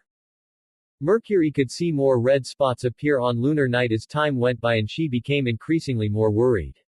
As one who studies medicine, she knew that all those cuts were slowly weakening him, whether it was from the trauma or blood loss. As she stared, she noticed that all the cuts were very shallow and in areas that were not fatal, meaning that while it wasn't killing him at the moment, it was causing a lot of pain. She figured that with her speed she could have easily killed him at the beginning, but instead was drawing this out so that she could cause them more pain. She was toying with them. Hold on, Lunar Night. Please. Minutes later and Lunar Night was breathing hard and on shaking legs. His body trembled as he endured the pain of countless cuts.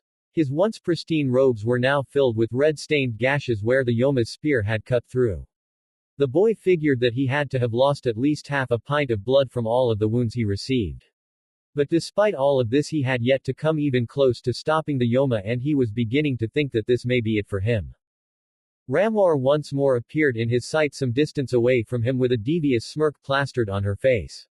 He could tell that she was enjoying his suffering, and he gritted his teeth hard in frustration. The annoying cackle she was letting out didn't help much either. Looks like you're on your last legs. How about we finish this? The Yoma raised her blade in a thrusting position and leveled it right at Lunar Knight's heart. I'm going to do this slowly, just so that your friends over there can watch you die. And then I'll have my fun with them as well. How does that make you feel, knowing that they are going to suffer and you can't do anything about it? Lunar Knight glared hatefully at the monster, defiance clear in his eyes as he watched her tense in preparation to charge. Time to die. Ramwar dashed towards the weakened Senshi, intent on finishing him off. The girls watched in horror as the Yoma drew closer to killing the nearly helpless boy. Unable to do anything else, they screamed. No. Clock, look. No. Tuxedo Kamen was still looking for the Senshi when heard the screams emanating from the clock. Turning to look, his instincts told him to act quickly. Taking out one of his roses, he threw it right into the clock face, cracking the glass and stopping the clock. Time warp. Ramwar was almost upon her prey when all of a sudden she felt all of her stolen energy leave her body. The loss of energy caused her to falter and come to a stop right in front of Lunar Knight. Wow, what's happening? My energy is leaving me. Lunar Knight took that opportunity to act. Kicking forward, he brought his kunai up and brought it down right into the Yoma's left shoulder, burying it up to the hilt. As Ramwar cried out in pain, the Senshi sailed past her and rolled into a crouch on the floor. The Yoma dropped her spear as she tried to remove the embedded kunai from her arm. While this was going on, the two petrified Senshi found that they had regained control of their bodies again. Mercury saw what was going on and acted quickly before the Yoma could recover from her injuries. Sabao spray. The area was covered in a thick mist that shielded the masked Senshi from the Yoma's sight. Seizing upon the chance but lacking the strength to finish her himself, he called through the mist. Sailor Moon, use your tiara. Aim for the handle of my kunai. Finish it now. Sailor Moon peered through the mist until she noticed a white glint slightly to her left. Nodding her head, she grabbed her tiara. Right. The tiara changed into her energy disc and she let flew. Moon tiara action. Ramwar didn't notice a thing as she was still trying to get that blasted kunai out of her shoulder. The only thing she saw was a brief flicker in her peripheral vision, a flash, and then darkness. The now moon-dusted Yoma's body stayed suspended for a moment before disintegrating, the kunai landing with a loud clang right beside the pile of dust. The air started to shimmer before fading away as the time warp vanished into oblivion. The mall. One moment the clock store stood tall in the dark and the next it faded away. All that remained was an empty space save for 3 Senshi. With the threat finally over, Lunar Knight let all the tension drain from him as he fell to his knees. Lunar Knight. The simultaneous calls made him look up as he watched 2 very concerned sailor Senshi rush up to him. Kneeling down, they were finally able to see the full extent of his injuries. Are you all right? Sailor Moon asked as she stared to panic over her brother's condition. The shadow Senshi just chuckled. That was a rather rhetorical question to ask an injured man. Nevertheless, he gave a reply. I'll be fine, although I may need a little help getting out of here. Mercury stood up and began to look around. Hold on. There should be a first aid kit somewhere nearby. As the brunette ran off, Sailor Moon continued to stare at her brother's injured form. It was almost unimaginable to see him in this condition. He had always been a symbol of strength to her and a part of her believed that he was invincible. Seeing him weak and hurt just didn't seem right to her. As she continued to stare, a sense of guilt started to creep into her. No one noticed the form of Tuxedo Kamen leaving the area via the rooftops after he made sure that the trio was all right. Outside Juban Mall, a few minutes later. Luna was growing more nervous as time went by. It had been over 20 minutes since she had last seen any signs of her wards and it was starting to worry her. She was just about ready to find a way in when the side door opened and to her relief, out walked her missing senshi in their civilian clothes. Her relief turned to panic though when she saw that Naruto was being helped by the two girls as each had one of his arms draped over their shoulders. It didn't help that he was covered in bandages. My word. The feline guardian ran up to the group and stared at the injured blonde. Naruto, are you alright? What happened to you? Naruto chuckled a little. Things got a little dicey in there, but we managed to pull through. Nearby park, 15 minutes later. A full recount of the adventure later and Luna sighed as she spoke to the three teens. It sounds like you three barely made it out of this one with your skin intact. Please do exercise caution in the future. I'd hate to think of what would happen if something terrible happened to any of you. Naruto nodded his head as he sat between the two girls, his sister to his right and his friend to the left. Oddly, Usagi had been very silent the entire time and was looking down at her lap. I understand what you are saying, Luna. However, this is what we signed up for when we took the positions as protectors. We can't be afraid to take some injuries when we are dealing with the Dark Kingdom. Luan nodded. Nevertheless, please be careful. I'm sorry. Everyone turned to Usagi as she continued to stare at her lap. I'm sorry, Naruto ni. If I hadn't been impatient and rushed in, you wouldn't have had to get hurt like that. Naruto could see tears starting to form in his sister's eyes. Smiling a little, he took hold of her hand and squeezed it comfortingly. Nei-chan, there was no way of knowing what we were going to face. You can't blame yourself for what happened in there because there was no way of knowing what kind of powers she had.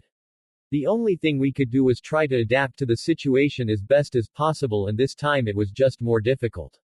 A wise man once said that, no plan survives first contact with the enemy. There would have been no way of us to have planned an attack with the time we had.